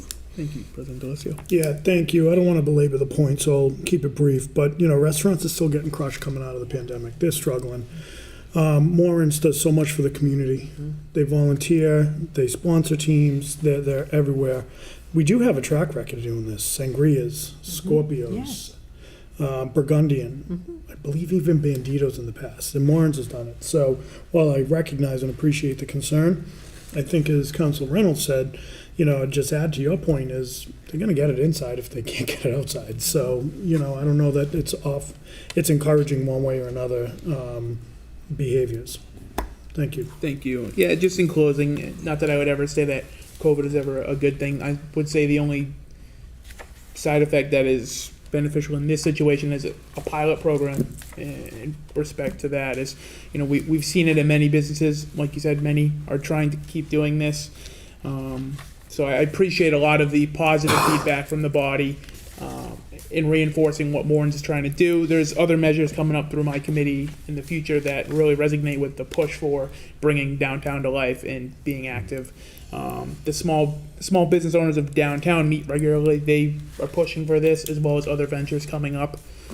So I feel for many of us who push on building business, wanting business in Attleboro, wanting more business in Attleboro, and wanting a better downtown, this is step one in a long list of work to do. So that's my comments. Thank you. Does anyone else have anything? All right, seeing none. All those in favor? Aye. Aye. Thank you. Opposed? None. Motion passes 3-0. And with that, I call for an adjournment at 8:02. Second. All those in favor? Aye. Councilor Waterman, thank you. We are adjourned. Thank you. I'd like to call City Property and Claims Committee to order at 8:02. I have four matters. From the docket of May 21st, 2024, the mayor respectfully submits communications from Chief of Police Kyle Hegney regarding equipment that the police department would like to surplus. There was no interest in the listed items from any of the departments. Therefore, the mayor hereby requests your honorable body to entertain a motion to declare the following as surplus and available for disposition for trade-in or to sell. A 2013 Ford PI utility, VIN number 1FM5K8AR5DG C63508, has 112,872 miles. It's in poor condition. A 2014 Ford PI utility, VIN number 1FM5K8AR5EG C26654, 130,954 miles, also in poor condition. And a Subaru pressure washer. The model is a rigid model, serial number T10644457, condition poor and inoperable. Second. Thank you. Are there any concerns, questions? All those, hearing none, all those in favor? Aye. Aye, that motion passes. From the docket of May 21st, 2024, I entertain a motion to transfer $4,033 from account 112410000-578300 citywide reserve fund for transfer to account 114610000-558017 collector monitors, printers, other, to purchase a new collector's office printer. Second. Thank you. Again, I think it's pretty self-explanatory. Any other concerns, questions? Hearing none, all those in favor? Aye. Aye. That motion passes. From the docket of May 21st, 2024, I entertain a motion to transfer $14,500 from account 114610000-511000 collector salary and wages to account 114610000-534210 collector postage to cover postage costs for the remainder of fiscal year '24. Second. Thank you. Again, pretty self-explanatory. Any thoughts, questions? Concerns? All those, hearing none, all those in favor? Aye. Aye, that motion passes. From the docket of May 21st, 2024, I entertain a motion to accept the generous donations of downtown signage and pole banners from the Transformative Development Initiative, also known as TDI program.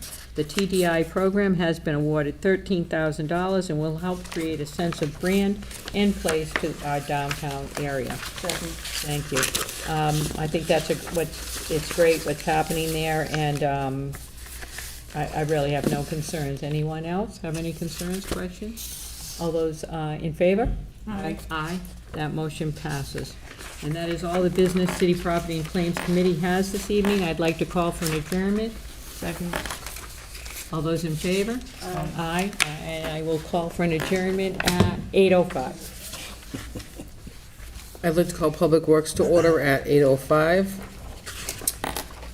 From the docket of May 21st, 2024, I entertain a motion to appropriate $60,000 from account 6000359000, Water Enterprise Fund retained earnings, to account 6000521020, Water Enterprise Fund Lights and Power, to cover the cost of electricity for the remainder of fiscal year '24. Second. So this is exactly what I was talking about with Mason. So I talked to Tom. So with the rainfall that we've had, I'll just give some quick little facts because I like this stuff and I'm going to make you listen to it. No, I figured that everybody would be interested. The reason for the electrical costs being so high is because of all the pumps that have been running to clean the water that we've gotten, all the rainwater, because the rainwater, like when it comes into wastewater, it doesn't just get cleaned once. It stays in the facility a couple days because it goes through and through and through to be cleaned, to be sent back out. So he has 4 pumps that run 24/7, 4,200 gallons a minute. So this is obviously all run electrical. He had 2 additional diesel pumps that were running 24/7 at 2 million gallons a day. So basically, running through the wastewater facility was 220 million gallons a month. So the increased flow has been over 100% with all this rain. So just figured I'd let everybody know that. So that's why he needs the additional funding for electrical to pay his electricity. Councilor Angelo? Just, thanks, Councilor Dolan. Just to kind of expand on your point, my own even personal experiences, I have solar panels in my house, and generally at this point, I have no electricity bill, and I wouldn't have one until October. My electricity bill is out of control because of my pumps. My sump pumps are running nonstop, and they just don't stop. So I completely understand it. Yeah, I mean, and you know, the grounds are saturated, the heavy rains. So when the grounds are saturated, even if we get a half an inch, it sounds like very little, but if you get a half an inch across the city where it's not being absorbed anywhere, it's all going through wastewater, it needs to be cleaned. So it was an interesting conversation anyway. They've been doing a lot of hard work there, and I hope, I know we all appreciate them. I hope everybody else does. Does anybody else have any questions? All those in favor? Aye. Aye. Motion passes. From the docket of May 21st, 2024, I entertain a motion to transfer $2,000 from account 11241000578 300 Citywide Reserve Fund for transfer to account 12921000511 Animal Control Salary and Wages to replenish funds used for callback overtime to cover the high influx of service calls. Second, sorry. Thank you. So this is for animal control, and apparently our animals in the city have been fresh the past couple months because we've gotten a lot of calls out for loose dogs, dog bites, and they also get called out in the middle of the night, like if the police, hypothetically, if they go arrest somebody and they have an animal there that needs to be taken care of, or if there's nobody there to watch them, then they're called out for that. So apparently there was a high amount of calls the past 2 months. They do a great job. You got you got 3 people down there that just are doing a fantastic job, and I'd probably like to say it's more of the parents not behaving versus the dogs, and me being a dog owner of 3. But I get it, but I can't say enough that they do a fantastic job, and they're great with the dogs down there, so. Right. Does anybody else have any questions or comments? All those in favor? Aye. Aye. Motion passes. From the docket of May 21st, 2024, I entertain a motion to establish Fund 8510 PFAS Water Special Purpose Stabilization Fund. The fund shall receive 100% of revenues received from settlements related to PFAS contaminants in the drinking water system. Funds may be expended for capital or debt expenditures of the water enterprise system. Second. Again, this is what Mason was talking about. We're gonna have a special fund for any settlements that we should be receiving, and I hope we will receive them because everybody's owed for this. Anyway, does anybody have any questions? So it's just to set up the fund. Council Waterman, then Council Sawyer. Well, a brief one. The federal government, I'm hoping, wakes up to this issue. And if we get funds for this issue, would it go into this fund or no? Yes, we're setting up a special fund specifically for any settlement that we receive. Okay. And like it says in the motion, we can use it for debt expenditures or capital Thank you. to deal with PFAS. Council Sawyer? Thank you. So you said debt expenditures or enterprise system. Does that also help out the ratepayers as well? Well, it depends what it is. So, just like when Mason was saying about offsetting the ratepayers, I mean, all that money we got from ARPA really does help the ratepayer ultimately, because we've had, what was it, 8 million? I'm sorry, 8 or 11 million? I can't remember what he said. Helps the ratepayer, because otherwise, without the ARPA funds, we would have to pay for that. So it's the same thing here. It would, depending on what we use it for, and I don't know the parameters of what it's gonna be used for, and I assume Mason could fill us in on that, but this is just to set up the fund to accept the money that we hopefully will be getting. President Delicio. Thanks. Just to add to that fact, I think right now it's proactive. It's to have the accounts, because there's really nothing coming in at this point. To Council Waterman's point, yeah, let's get the federal government to get their act together and give us some, That's right. some compensation here, right? That's ultimately what it comes down to. So, I mean, we could look at this in a year from now and it has $2,000, drop in the bucket.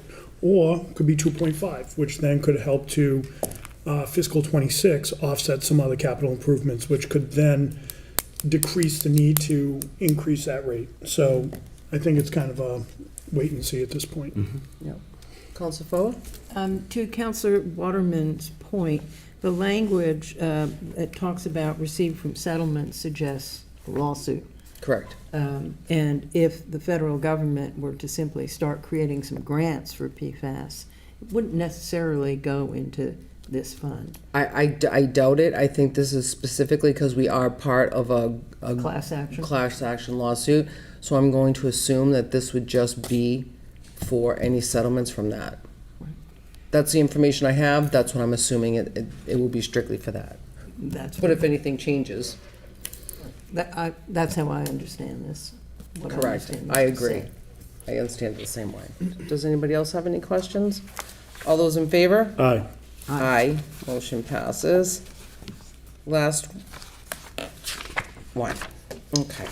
From the docket of May 21st, 2024, the mayor respectfully submits a communication from City Auditor Deborah Gould regarding Fund 3343 Globe Street Water Mains. As you know, the water superintendent has requested funds to complete a water main project on Globe Street. The estimate for the project, including a contingency, is $150,000. Therefore, I entertain a motion to approve the following votes for transfers and an appropriation as follows. Transfer $28,966.90 from 3338-599-000 effluent valves other financing usage to 3343-499-000 Globe Street water mains other financing sources to fund the replacement of water mains. transfer $65,948.62 from 3337-599000 Park Place, Lonsdale Avenue. Other financing sources, other financing uses to 3343499000 Globe Street Water Mains. Other financing sources to fund the replacement of water mains. Transfer $30,430.71 from 33005. I think I might be missing something here. 3300599000 Water Capital Reserve. Other financing uses to 3343499000 Globe Street Water Mains. Other financing sources to fund the replacement of water mains. Appropriate $24,653.77 from 6100359000 Water Enterprise Fund retained earnings to fund the 3343 Globe Street Water Mains to fund the replacement of water mains. Second. Thank you. So if you add everything up, it equals $150,000, which is what we need. And we've done this before. Other capital projects that have been closed out, that we have money remaining, and we move over to other projects that need funds to complete. So other than that, the only thing that's coming from the enterprise fund is the $24,653.77. And that'll help complete the Globe Street water mains. Counselor Cobus. And just a Scrivener's error on the last line. It should say Fund 3343499000. It's just missing that 499000. 3343499000 Globe Street. It should be the same account. Oh, right, for I see you. Each of those. Yep, Should have the 499. got it. Just a Thank you. typo. Thank you. Does anybody have any questions? All those in favor? Aye. Aye, motion passes. And that's all the business for, what's my committee? Public Works. Thank you. All been there. I'd like to call Public Safety and Emergency Management Committee to order at 8:17. Myself, and Councilor Lavoy, and Councilor Angelo. I have 4 motions this evening from the docket of May 21st, 2024. I entertain a motion to transfer $5,000 from account Police Defibrillator Stipend to account Police Uniforms, and transfer $8,000 from account Police First Responder Stipend to account Police Supplies Radio Equipment to provide 2 new police recruits with uniforms and equipment. Second. Thank you. So this was in the backup material, but just basically I think it's pretty self-explanatory. Any other comments or questions? No? Seeing none, all those in favor? Aye. Opposed? Motion passes.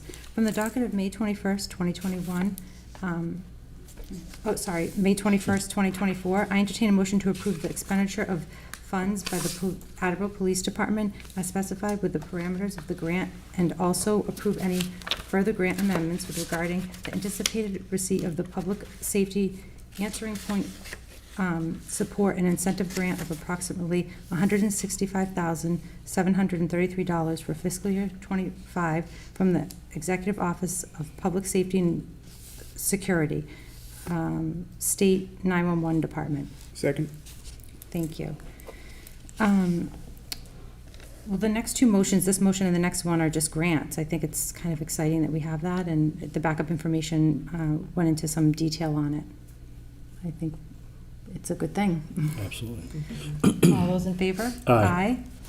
Opposed? Motion passes. From the docket of May 21st, 2024, I entertain a motion to approve the expenditure of such funds by the Attleboro Fire Department as specified with the parameters of the grant, and also approve any further grant amendments regarding the receipt of hazardous material response grant from the Commonwealth of Massachusetts Department of Fire Services. This grant is a 10-year contract with an end date of June 30th, 2033. The anticipated total annual expense will be approximately $24,424.82 based on the 120 hours of annual incident response. Second. Thank you. Again, it was in the backup material. Any comments? All those in favor? Aye. Motion passes. On the docket of May 21st, 2024, I entertain a motion to transfer $50,000 from account fire certificate differential to account fire college credits. Second. Thank you. It was this information was in the backup material, so this is just to fund, obviously, the college credits. All those in favor? Aye. Aye. Motion passes. Oh, sorry, opposed? Motion passes. I move to adjourn. Second. All those in favor? Aye. Aye. We adjourned at 8:20. All right, call Personnel, Veterans, and Human Services Committee to order at 8:20. Councilors Tavares and Waterman are present. Okay, I have two matters tonight. For the docket of May 21st, 2024, docket of May 21st, 2024, I entertain a motion to approve the resubmitted names for confirmation of the following reappointments: James Jones, Cable Advisory Commission, 1 year, February 2025, and Kingman, Cultural Council, 3 years, February 2027, David Pierce, Board of Library Trustees, 3 years, February 2026, Frederick Garpy, Board of Park Commissioners, 5 years, February 2029, Jennifer Keating Roca, Cultural Council, 3 years, February 2027. Second. Thank you, Councilor Tavares. All right, basically, it's just reappointments that get missed, and that's about it. Any questions, comments, concerns? All good people. All right, seeing none, all those in favor? Aye. Aye, motion passes 3-0. For the docket of April 16, 2024, I entertain a motion to change the exempt classification plan by adding licensed social worker to grade 8 in the exempt classification plan to work with the opioid settlement funds. Second. Plan. Thank you, Council Tavares. Basically, we had Human Resources, Lynn David down here last week. She explained it in pretty much detail. And this is going to certainly be a good thing. It's going to be used for other departments also, and with the police department being help, and the fire department as well too. Councilor Holmes. Thank you. This is great that we're going to have this in the city. Also, there was a Boston Globe article a while ago about how communities aren't spending the opiate settlement fund, so it's good to see that we're actually utilizing the funds and doing something. So I like to see that. Thank you. Any other questions, comments, concerns? Seeing none, all those in favor? Aye. Aye, motion passes. I call for adjournment at 8:22. Second. All those in favor? Aye. Aye. Aye, motion passes. We are adjourned. I call Zoning and Land Use Committee to order at 8:22. And members of this committee are myself, Laura Dolan, and Nick Lavoy. Tonight we have two pieces of business, and from the docket of May 21st, 2024, I entertain a motion to accept a generous land donation from Ms. Linda M. Weston of approximately 3.9 acres of land donation shown as lot number 353, map 24, located in North Attleboro, and it's adjacent to city-owned property in the watershed. The donation has been approved as to form by attorney Peter T. McNulty of Murphy, Hess, and Lehane LLP. Second. Thank you. Motion's in order. What I have from the backup is that it's right up against the watershed from the water department, so it will be land used by our own water department. Any questions on that? Nope. All right, hearing none, we can vote. All those in favor? Aye. Thank you, motion passes. From the docket of February 20th, 2024, I entertain a motion to approve the rezoning petition from John F.D. Jacoby III relating to proposed amendments to ordinance S 17-3.9, table of permitted signs and dimensional regulations of the Attleboro zoning ordinances. Excuse me, second. Thank you, motion's in order.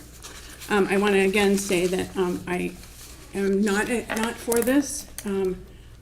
For all the many reasons that I had mentioned the last time we talked in the committee, but I also wanted to mention, due to we didn't go forward with voting on that motion because we didn't have the certificate of vote from the planning board, and which we do now have. And they have said that they deny the petition.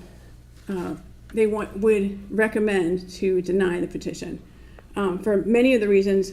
A lot of them are from what I said, but one of the big things that I wanted to highlight on here was that the main issue really is changing this table of permitted signs and dimensional regulations from no to S, which means special permit, and that would allow for many other off-premises signs, not just these billboards that the people advertising company came to talk about.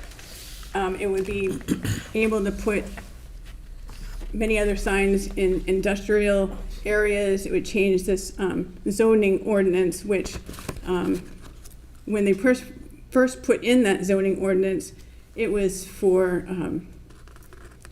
the intent and purpose of the sign ordinance is for the provisions to enhance the appearance of the city by lessening the haphazard placement and clutter of signs, as well as to provide a business-friendly climate that's also compatible with the surroundings and the environment.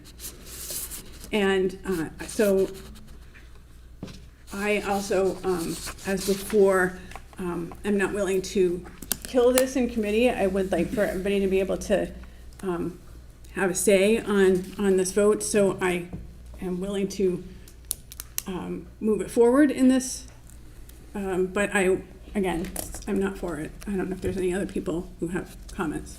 Councilor Dolan. I won't be supporting this either, and I agree that it should go for everybody's vote for the full council, and I also got information that it's $2,800. So in order to rent this, like if a small business in the city wanted to rent it, it's $2,800, and they would get 10 seconds a day per month. So that's 30 seconds. So that's $2,800 divided by 30. So that's $93.33 per second. So, you know, it would be great for businesses that could afford it. We don't know who would be renting the sign and what they'd be displaying. So anyway, and for all the reasons the planning board stated and that was stated previously, I won't be supporting this, but I will be voting for it to come out of committee. Thank you. Councilor Boyd. Thank you. I will be supporting this measure. I think I'll save a good amount of my comments for next Tuesday, solely in case anybody wants to address the body beforehand regarding this, if they didn't get to the public hearing or whatnot. Two things, now that you mentioned that point, I wanted to touch on. As a small business owner, I spend $12,000 a month in advertising, so I don't really think that figure is very extensive for a small business. My other point regarding, I did see the concern from the planning board. One property or parcel in particular they were concerned about was Pleasant Street. So at which point I reached out to Mr. Jacoby, and he's in favor of a friendly amendment I plan to propose. That is to restrict the distance that must be off 95. So it'll only be X amount of feet off I-95 if that amendment's accepted. And they are all in favor of that. So with that, it's my comments. Councilor Dolan. So we close the public hearing, so nobody can speak before the body again. And also, that would require another public hearing, if I'm correct. If you want to amend it to change the zoning, so you'd be changing the zoning area, so you would need another public hearing for that, I believe. I'm not sure if you need a public hearing, but it wouldn't be a friendly amendment. We can look into it for sure, but it wouldn't be a friendly amendment. Yeah. If I may. Go ahead. Yeah, so I don't think it's changing the zoning restriction that this is putting forward. Correct. Essentially, if that amendment wasn't there, they could put it anywhere within that defined zone. The only thing the amendment would put forth is that of that broad zone that the public hearing touched on, the certain areas highlighted on the amendment would be the only ones allowed. And I was more so speaking on as a committee of the whole as well. Thank you. Councilor Nolan. So they wouldn't be able to speak at committee of the whole because the public hearing's closed, so they wouldn't be able to speak on this matter? And that sounds exactly like spot zoning to me. That sounds like there's gonna be an overlay, and so if you pick specific areas in that area, that sounds like spot zoning to me. I mean, obviously, I'm not the zoning expert by any means, and, you know, I'm sure Gary or Asian could clarify that, but that's what that sounds like to me. Thank you. Councilor Holmes. Thank you. I will not be supporting this. I think that when you drive on 95, and there's a very distinct, when you cross the state line, there's a distinction between what Attleboro looks like on 95 compared to what we're bordering Rhode Island, what it looks like. And we've really struggled with, my challenge is that we've really struggled with identity in Attleboro. We're on one path of trying to be about conservation and about hike Attleboro and keep Attleboro beautiful. And then we're on this other path that's like, no, let's make it industrial. Let's throw up a million signs on 95, and there's going to be no distinction between Rhode Island and Attleboro. But I would encourage all the councilors in the next week to just drive up 95 and see the difference. See what it looks like and what a potential sign. And now, if we open the door for this, tons of signs are going to look like in that area. So I will not be in favor of this, and I'm happy that the planning board also feels that this is not a good path for us. That concludes my comments. Thank you. Yes, Councilor Angelo. Thank you, Council Sawyer. I will be supporting it. I think it's a decent amount of money to be turning away. We're going to be losing some ARPA funds, so we can use, I think, anything that we can get at this point. It is 2 signs. I drive up and down from Boston to Connecticut on a regular basis, so I have seen all of it, and I think the 2 signs is not going to cause a whole lot. And I'm all for protecting area and stuff, but I think just from all the other signs that I've seen, I don't think it's going to be that big of a deal, and it's not going to be adding a bunch of lights where nobody's going to be able to see at nighttime, because it's certainly going to be facing the highway. And to Councilor LaVoie's point, I have been a small business owner for many, many years, and I think that would actually be a really good thing to advertise on and help and drive a lot more business. So I think that would also be helping out some other businesses locally as well too, and I would like to see us be more business friendly as well. So I'm all for it, and I think the city needs this money. Councilor Clovis. I very much agree. I know when we're out knocking on doors, every one of us talks about being pro-business and trying to keep the tax rate down, and supporting local businesses helps keep that tax rate down. And in my opinion, being able to drive business revenue from people outside the city into the city is one way to do that, and being able to grab those people as they're driving down 95 and direct them to local businesses and grab that revenue from non-Attleboro residents and drive them to spend money in Attleboro is incredibly important. And to Councilor LaVoie's point, I think the intent of this change was for billboards advertising on the highway. And so whether we make an amendment or not, each one of these individually, the change is that they need to be approved by a special permit. So each one of these will be reviewed and approved by special permit. So I'm supportive of this. Every one of these needs to be reviewed individually and approved. This isn't like it's by right or anything like that. So whether we add the amendment or not, the intent of this was for it to be on the highway. It's going to drive business into the city for people to spend money. It's going to help keep Attleboro affordable. It is pro-business. We all talk about being business friendly when we knock on doors. For me, it's a no-brainer, regardless of whether or not they have like the agreement with the city or not. I wanted to just make one other comment. I hear you say it's just on the highway, but this is for not only those two industrial zones that they were talking about. This is for any industrial zones afterwards that are off-premises signs. So they're By talking special about permit. those many different things for changing that zoning ordinance on the chart. Yes, Councilor Dolan. In response to the business friendly, we don't even know who, it's not gonna be, I mean, we're being business friendly to the billboard company, but how do we know any businesses in the city are going to utilize this? And if they do, how many and for how long? I mean, you said you spend $12,000, but it's like 10 seconds. You have 10 seconds. And so they're switching it from 20 to 10. You have 10 seconds on that board for whomever's driving by. So I don't think that there's any guarantee that it's going to bring any additional funds to the city and who's going to utilize this board. And, 50% of it could be used for something else that maybe we don't agree with. So, Just minor correction, it was 1,000 10-second spots per day for $2,800 a month.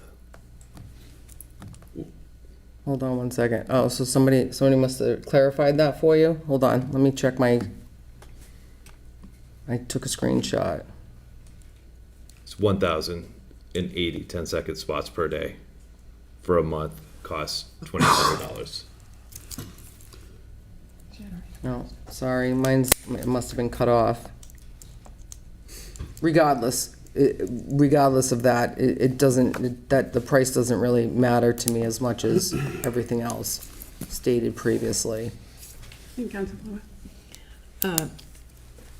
I think you make a mistake in suggesting that this will be business friendly. We really do not, as Councilor Dolan said, have any idea who will rent the space, whether it will be for commercial purposes, whether it will be for quotations from the Bible. We have no idea, and we have no possible control over what will go up on these signs. And so to suggest that we are not being business friendly, if we don't agree with you with this proposal, I think I don't believe that's correct. There's just nothing that we have seen that suggests that this is going to drive any business into the city. If there is such evidence, I'd be very interested in seeing it. But in the absence of that, and with all the problems that were raised by the Planning Commission, I do not expect to be supporting this. I think it will also, it will be, as these signs are, a terrible distraction. And I do think, as Councilor Holmes said, it goes contrary to all the other things that we have been promoting about green Attleboro, environmentally advanced Attleboro. It's not the representation of Attleboro that I think we really want to promote. As much as we want to increase business, not the right way to do it, I don't think. Councilor Holmes. Thank you. To Chair Sawyer's point, when she mentioned industrial, the challenge with Attleboro as well is that there's little pockets of industrial. We're not even really sure where these signs could potentially have an interest in. So I think we do have to be mindful of just opening the door and where this could lead us. Thank you. That concludes my comments. So a couple different things I'll touch on, kind of what Councilor Holmes touched on. And when I was talking about the amendment, they almost thought that it wasn't even a concern because they want vehicle traffic. That's what pushes the dollar figure up on the advertisement rate. And to their point is we would never build one near Pleasant Street in the industrial area because it just isn't worth the money, that the cost and what we were trying to sell it for. There's not enough traffic, and the traffic studies don't reflect the demand for a sign there.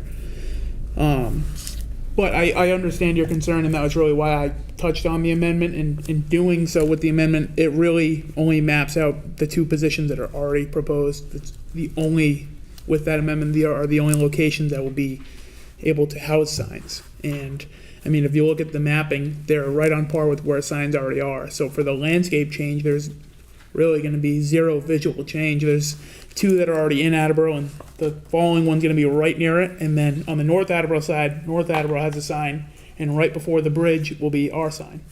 So visually, there's really no change. To touch on the local business drive, years ago, I joined a gym in North Attleboro from the North Attleboro sign. So, I mean, it definitely drives home local spending. And, you know, my vision with the sign is I think of people driving from Rentham, Plainville, Foxborough, and they're driving to Roger Williams Park Zoo. And they don't even know there's a zoo right here in Attleboro. Before I met my wife, she lived in Attleboro for 2 years from Connecticut, had no idea we had a zoo. So, I mean, the zoo struggles to advertise. And where we're talking about potential free positions for them to do so, I mean, I think of all the people north of us that are driving by to go to a zoo 30 minutes south when they could cut their commute in half and take the kids to a more local, more friendly zoo with a massive park attached to it. That's all I have. Councilor Angel. Thank you, Councilor Sawyer. Great points. Appreciate that very much. And that was even some things that I wasn't thinking about. President Delicio, could you clarify a couple things? Is that possible? Is that okay? I'll go through the chair. Okay, so one is it 100,000 per sign, or is it 100,000 total that the city would get or not get if this council votes one way or the other? It was 100,000 a sign. 100, so that For all the signs. 100,000 for all the signs? Yeah. All right, so that's 100,000 that the city, if we voted against it, would not get. And like I said, great points there. And then the other one is a few comments have been made that all of a sudden a bunch of signs we're opening up the store and a bunch of signs going to pop up all over the place. But Council Cobus did mention that they are special permits, so it sounds like it's still going to have to be approved for these special permits from what it sounds like. It's not going to be like all of a sudden they're just going to be able to just pop up everywhere. I don't think that is true. Right, Yeah. but the end, making no, would stop all signs, and that was what the purpose of the zoning was on that chart. Councilor Tavares was had his hand raised. So just a couple of clarifications. It's true that the industrial zone is spread out, and I think to Councilor Holmes' point, it's not just pockets, it's throughout the city. So it includes areas that abut the interstate, but it also includes areas off of main roads like Pleasant Street and other areas that could potentially be used for signs. So with that being the case, I wouldn't be in support of this motion as it's written, but to Councilor Lavoie's point, thinking about an amendment down the line, I don't know if that's enough to get us there. So Councilor Dolan mentioned spot zoning. If you take particular areas where they were proposing to put two signs, I think, yeah, I agree, that would be spot zoning, and that would likely be illegal. However, an overlay district is completely different. And I did approach Gary about that idea, because part of me looks at this proposal and says there's got to be some sort of middle ground. I think right now the ask is too much. But at the same time, I think there's probably more work that needs to go into this than maybe a simple amendment to define, what area of the industrial zone these signs might be allowed in by special permit. So I think that might be an oversimplification. So I think some work may need to be done there on the administrative side with Gary if that's something we're going to look into as a council.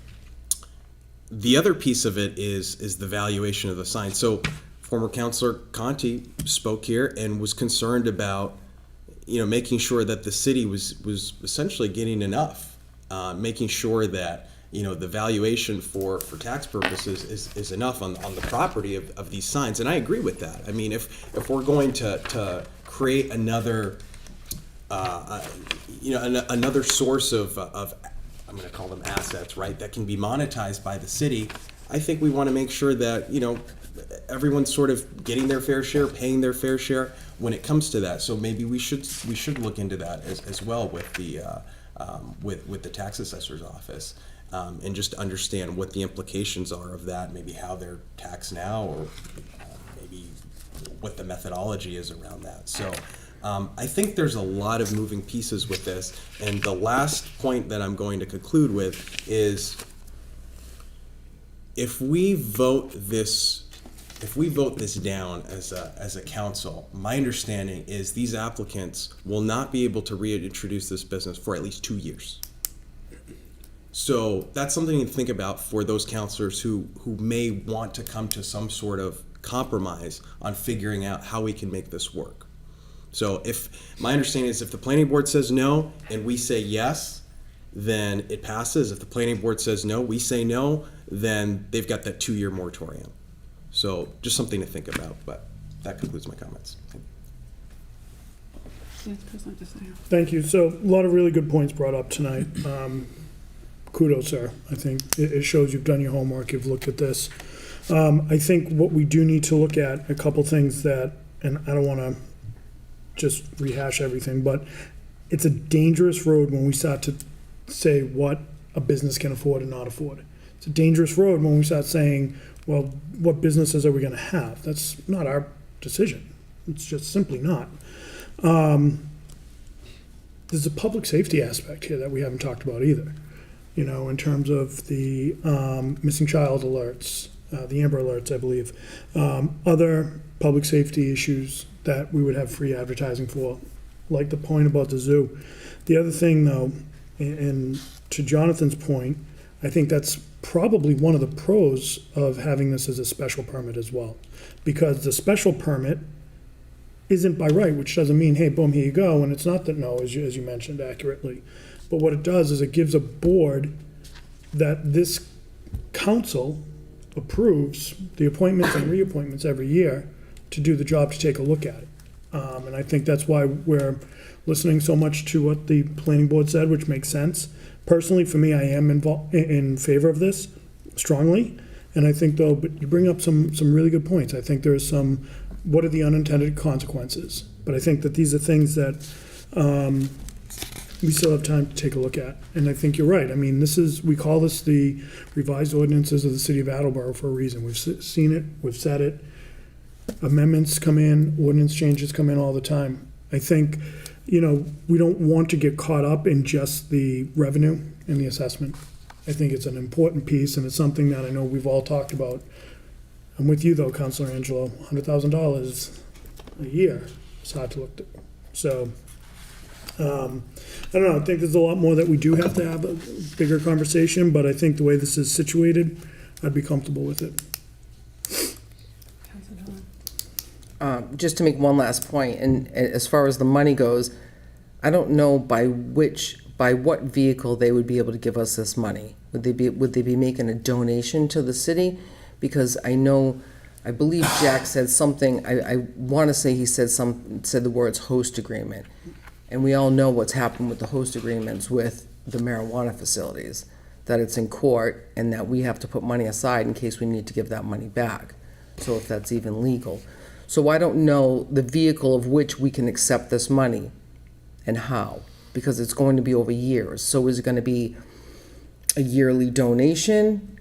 So I'd like to have more information on how we can accept this money that makes sense. Thank you. Any other comments or questions?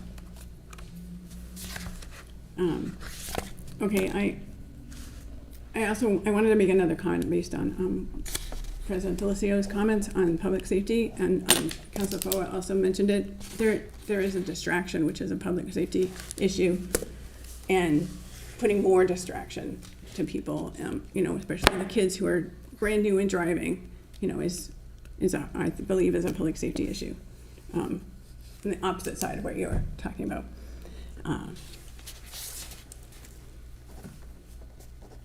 Any other comments? Yes. Touching on that, again, from what I heard, and I'll certainly reach out, but to my knowledge, the police chief was in favor of this for a multitude of reasons, but there was no concern over the distracted driving. I think cell phones are far more of an issue on distracted driving than a billboard. And I'm no stranger to that. I'm not, business owner, so I'm on my phone from time to time. I try to be hands-free, but yeah, I think cell phones are far worse. But I do believe the police chief's in favor from everything that I've heard. Again, more than happy to email and get that in firm confirmation, but I believe when we're kind of touching on public safety measures, it's important to know where the public safety heads line up, so, thank you. Councilor Bowman. I believe that there are plenty of opportunities to announce Amber Alerts, cell phones, the signs on the side of the road, the signs above the roadway. I don't think we need billboards in addition. We have good systems in place, and I think, given the amount of roadway that we're talking about, they're more than sufficient to cover the safety issues that you're raising. So I would respectfully disagree with the police chief if that's his position. I think we are well situated with respect to emergency signage of the sort that we're talking about.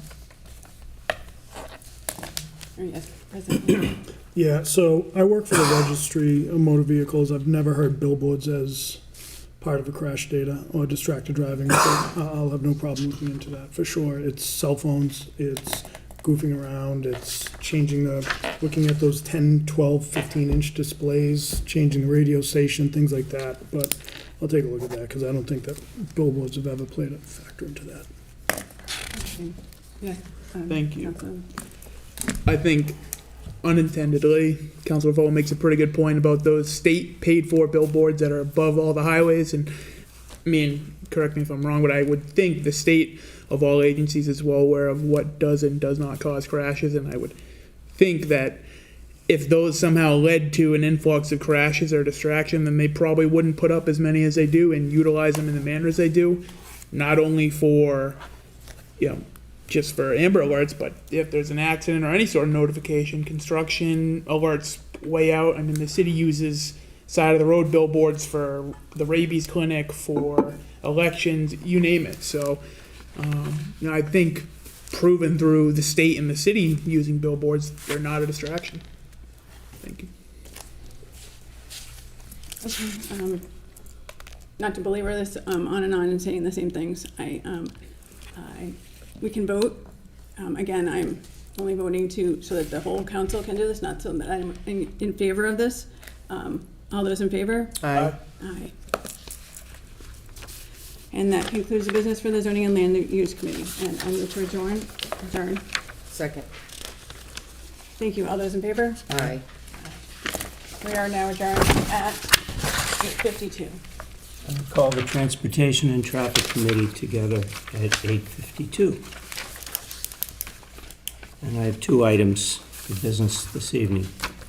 The first one is from the docket of April 2nd, 2024, to install an RRFP-B, paint crosswalk, complete the sidewalk to meet ADA compliance at South Main Street and Sienna Road, or to suggest the closest possible area to place a crosswalk for safety, and this was presented to us by Councilor Holmes. Second. Thank you. So some of us may not be aware of where Sienna Road is. If you're going down South Main Street, and you go past the Elks building, it is the next street on your left. There are some streets on the right heading south, but it's on the left. And there is a cross, and there's a bit of a corner. The road takes probably a 25% turn, and it goes downhill slightly, so you can't see the crosswalk until you're not too far away from it. And it is used as a bus stop, a school bus stop, and children from both sides of the street use that. There are no lights, there's just a crosswalk there. And I might add that there's sidewalks on the other side, the right side, as you're heading south. There aren't on the left side. But what I'd like to do, Councilor Holmes, is ask you if you would like to share with us something about this motion that you've given us. Okay, thank you.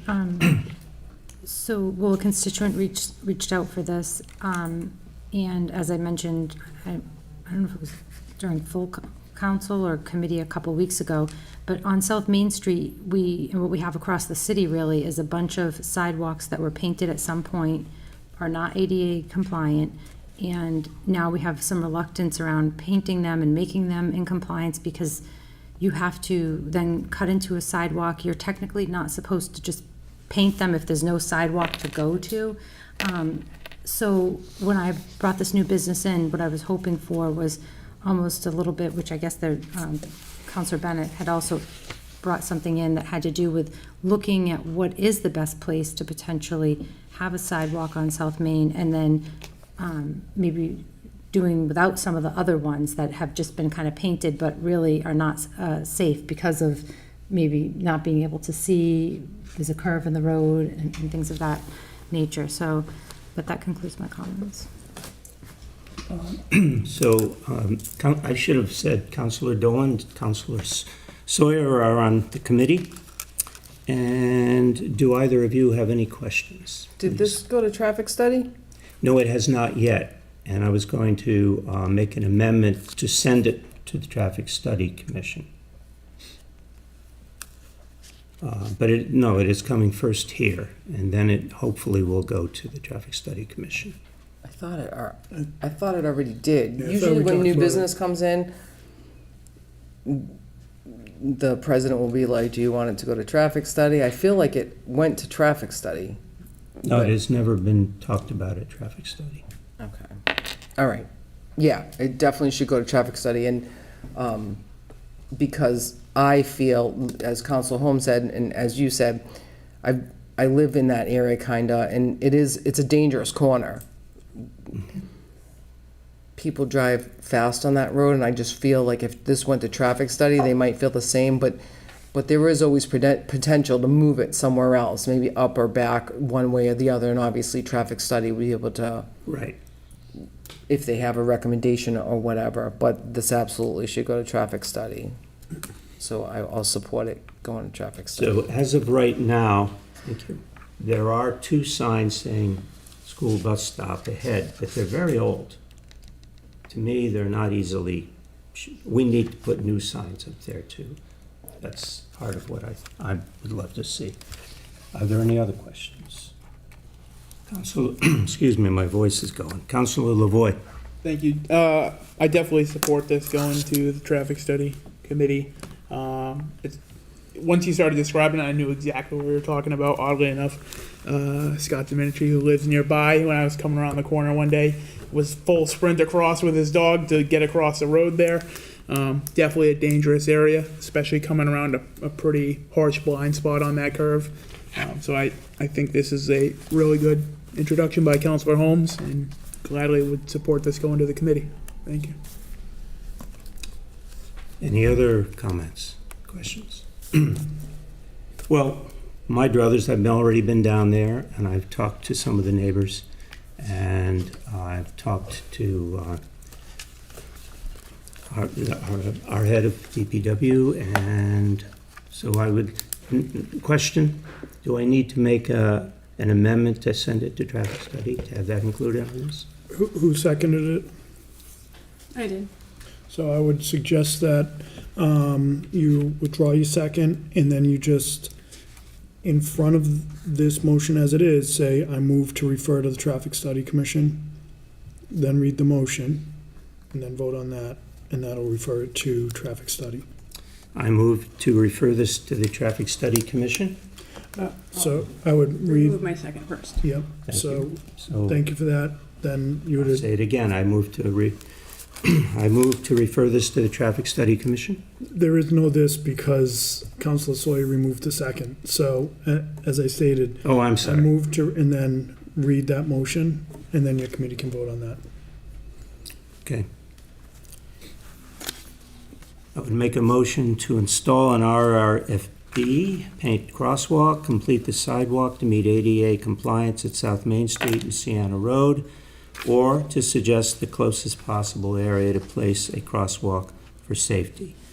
And I would move to also, in my motion, refer the following request to the Traffic Study Commission for study and recommendation.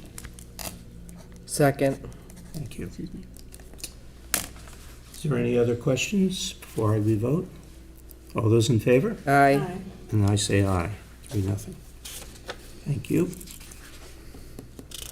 And from the docket of January 2nd, 2024, I would move to strike the motion to approve the installation of a crosswalk and signage on Slater Street at the intersection of Pass Farm Road and Avalon Drive for pedestrian safety. Second. Thank you. There is no more business to be done on that concern, and so I don't believe we need the motion anymore. Is there any questions or concerns? Thank you. Can you just explain why there's no more work? Was it already installed? What's the status? No, there's no crosswalk. There will not be a crosswalk. And because there's no sidewalks, and there are 2 signs that were placed there over a month ago announcing that there's a school bus stop up ahead and over the hill. Great, thank you. So all those in favor of striking that motion? Aye. Aye. And I say aye, and so the motion is struck, and all those in favor of completing business of the committee, I would move to adjourn. Second. Please vote. All those in favor of an Aye. adjournment? Aye. We're adjourned. Go ahead. 9:01. All ordinances, elections, and legislative matters to order at 9:01. Members of this committee include myself, Councillor Holmes, and Councillor Copus. Let's see here. From the docket of November 21st, 2023, I entertain a motion to approve the amendment to Section 12-3.3P of the revised ordinances and delete in its entirety and replace with the word reserve so as to avoid the need for the city to renumber other provisions and adjust associated internal cross-references. Second. Thank you.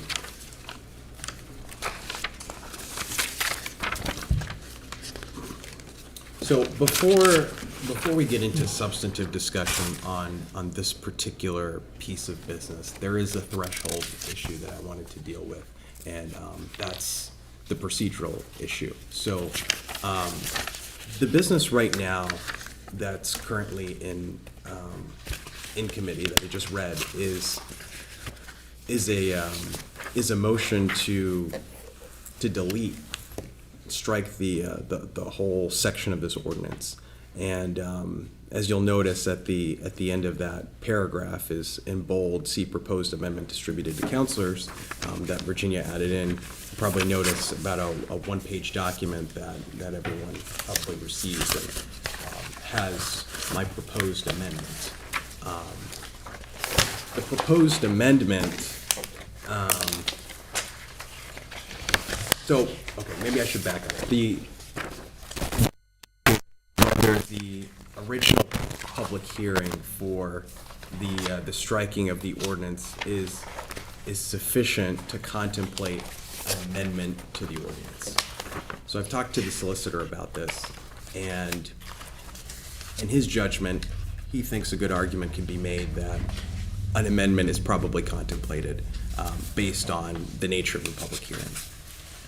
I wanted to bring the issue before the committee because based on our rules of procedure, even if a public hearing is not required, if a member decides that it would be good for us to hold a public hearing on something that like this, where the change maybe wasn't necessarily on point contemplated in the public hearing, then that would be your prerogative, right, as a counselor. So I'm going to be careful with this, and that's why I'm hesitating with everything I'm saying here, is really defer to the rest of the council on of course, primarily to the committee, but also open up to the rest of the council as to whether counselors have an opinion one way or the other. And I'm very carefully staying away from the substantive nature of the amendment. So I want to make sure that we hold off of that and just deal with the procedural piece of this, if that makes sense.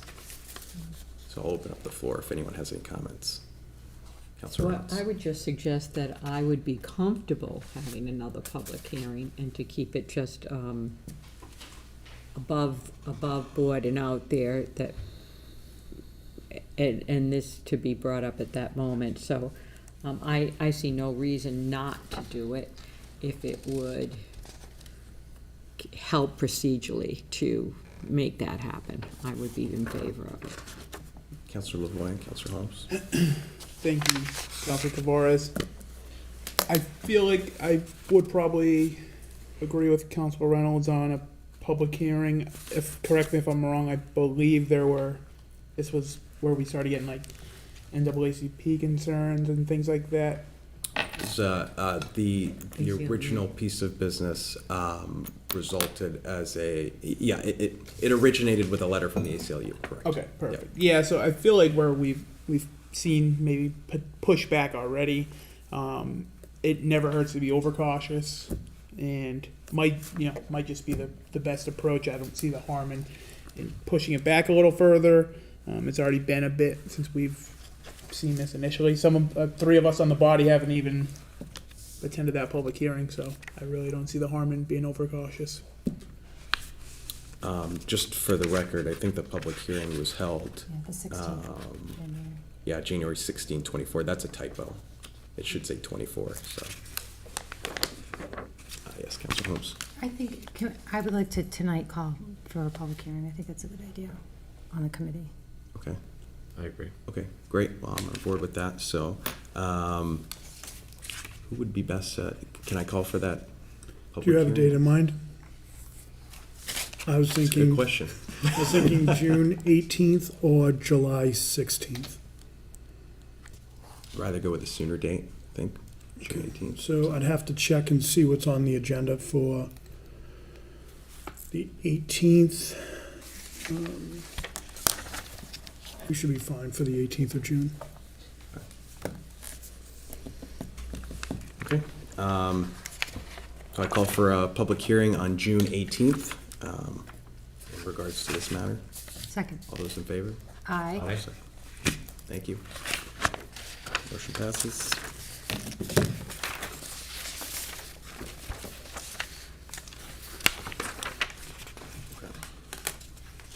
From the docket of February 6, 2024,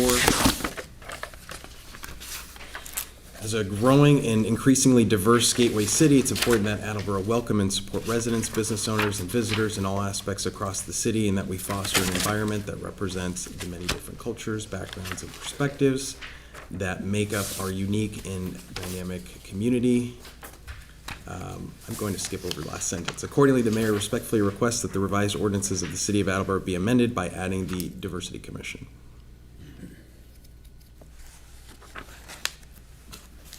Second, and I can rescind this, so we could have Yes, the and I'll yeah. tell you why I brought this, and maybe I should Yeah. have prefaced this, but Oh, good. my intention was really to foster discussion on this, right, since Love it. it's been a month, right? So whatever we decide to do, I'll defer to the rest of the Perfect. committee, so I'm not trying to push anything. I think everyone's aware of my position on this matter. I know several weeks ago, through the Sun Chronicle, and not directly, I'll say unfortunately, I think the mayor made her comments known about perhaps renaming the commission. And while I can appreciate that, I don't think that changes the substance of what's been presented. So, so to that point, I think my comments still stand.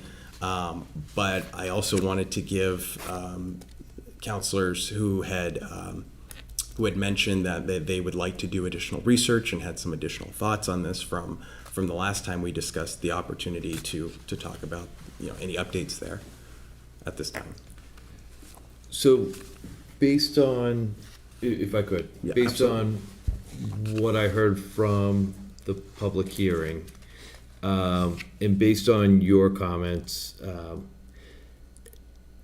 and also what I heard from the rest of the council, I had some discussions and put together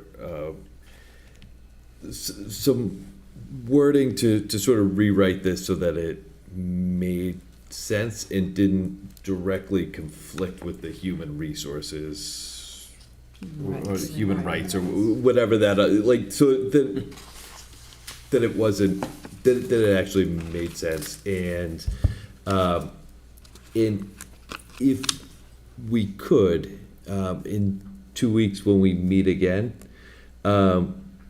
if I could bring with me or present through Virginia that draft, so that we could propose that amendment to then vote out of committee in 2 weeks, and then see where it lands, and then present it to the full council.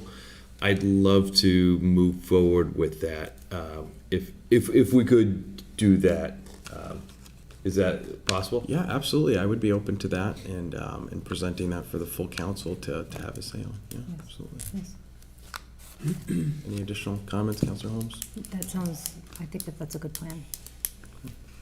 Yeah, Councilor LeBoy?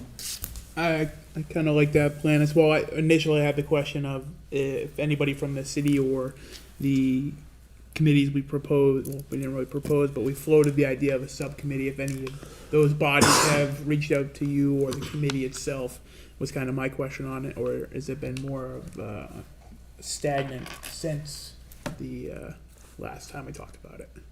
So you're asking if anyone has reached out since our last Yes. public discussion? No. Okay. Councilor, sorry.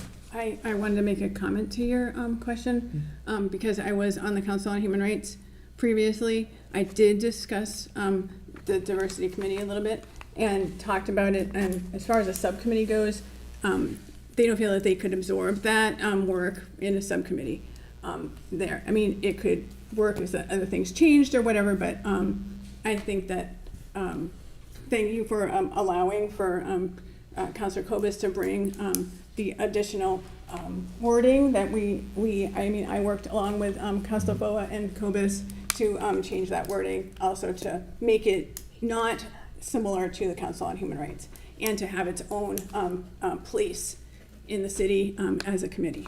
And I think that would be a great thing to bring forward. Councilor LeBoy? Thank you. So just following that, pending not seeing Councilor Kobus's proposal, as this stands, then I won't support it. So I'm very eager to see what the other councils have put together. Thank you. Councilor Waterman? Just a simple question, Councilor Kobus, if you can. Were you thinking of changing the name then? Yes. If I could, yes. And yes, we were thinking of changing the name, and in working together, we've intentionally not distributed it beyond sort of a few of us, and Councilor Dolan was also involved, but then all of a sudden it's like, oh, we have to be careful not to violate open meeting rules and stuff like that. But yes, and we'll distribute the draft later this week through Virginia, and we'll get it out to everybody now that we've discussed it. Thank you. President Delacio and Councilor LeBoy? I would, before we send it to the full council, please send that to myself in Virginia. I am concerned hearing that 3 councilors have already worked on it, potentially 4. To your same point, I think we're potentially straddling the line. So I Agreed. just want to Yep. make sure that, especially we're talking about changes to the motion, changes to the name of the committee, I need to take a look at this. I will do that. Thank you. Thank you. Sorry. Touching on that, I would almost like to see a special committee meeting similar to as we've done in the previous month or so, to collectively get all the input. I think that was at first what this body was trying to do, and it seems like we're kind of shying away from that.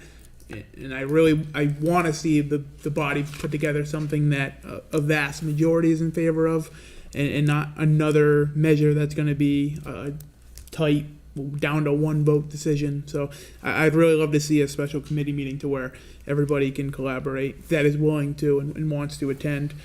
Obviously, that would have to go before yourself to call for that, and and ask the president to do so, but would love to see that. Thank you. Yeah, and just for the record, I'm not going to stand in between, a proposal that, several counselors will support. I mean, at the end of the day, I still may not support it. I don't know, right? But at the end of the day, I think it has to be a collective decision as a body. I just want to make sure that, it's clear where my position is, at least starting out, right? Things can change down the road, and these things are fluid. But I want to make sure we're super clear on where we're at this point. So, Councilor Thor? May I suggest that while a special committee meeting might be a good idea, if we can all take a look at a draft together in another committee meeting before we vote on it as a council or discuss it as a whole council, that might be a more reasonable way to start, because then we'll have a basis for our discussion, if you approve of our going forward in that way. Yeah, and I would defer to President Delicio, and I think we would take next steps accordingly, one step at a time. So, any other comments? Okay. Hearing none, would you rescind your second, Councilor? I will. I rescind my second. All right, that concludes the business for ordinances, elections, and legislative matters. I move to adjourn at 9:16. Second. All those in favor? Aye. Aye. We're adjourned at 9:16. And the special committee for tax abatement review is canceled for this evening. Special Committee on Classification Compensation is canceled for this evening. The special committee on rules and procedures is canceled for this evening. That's all. Go Bruins.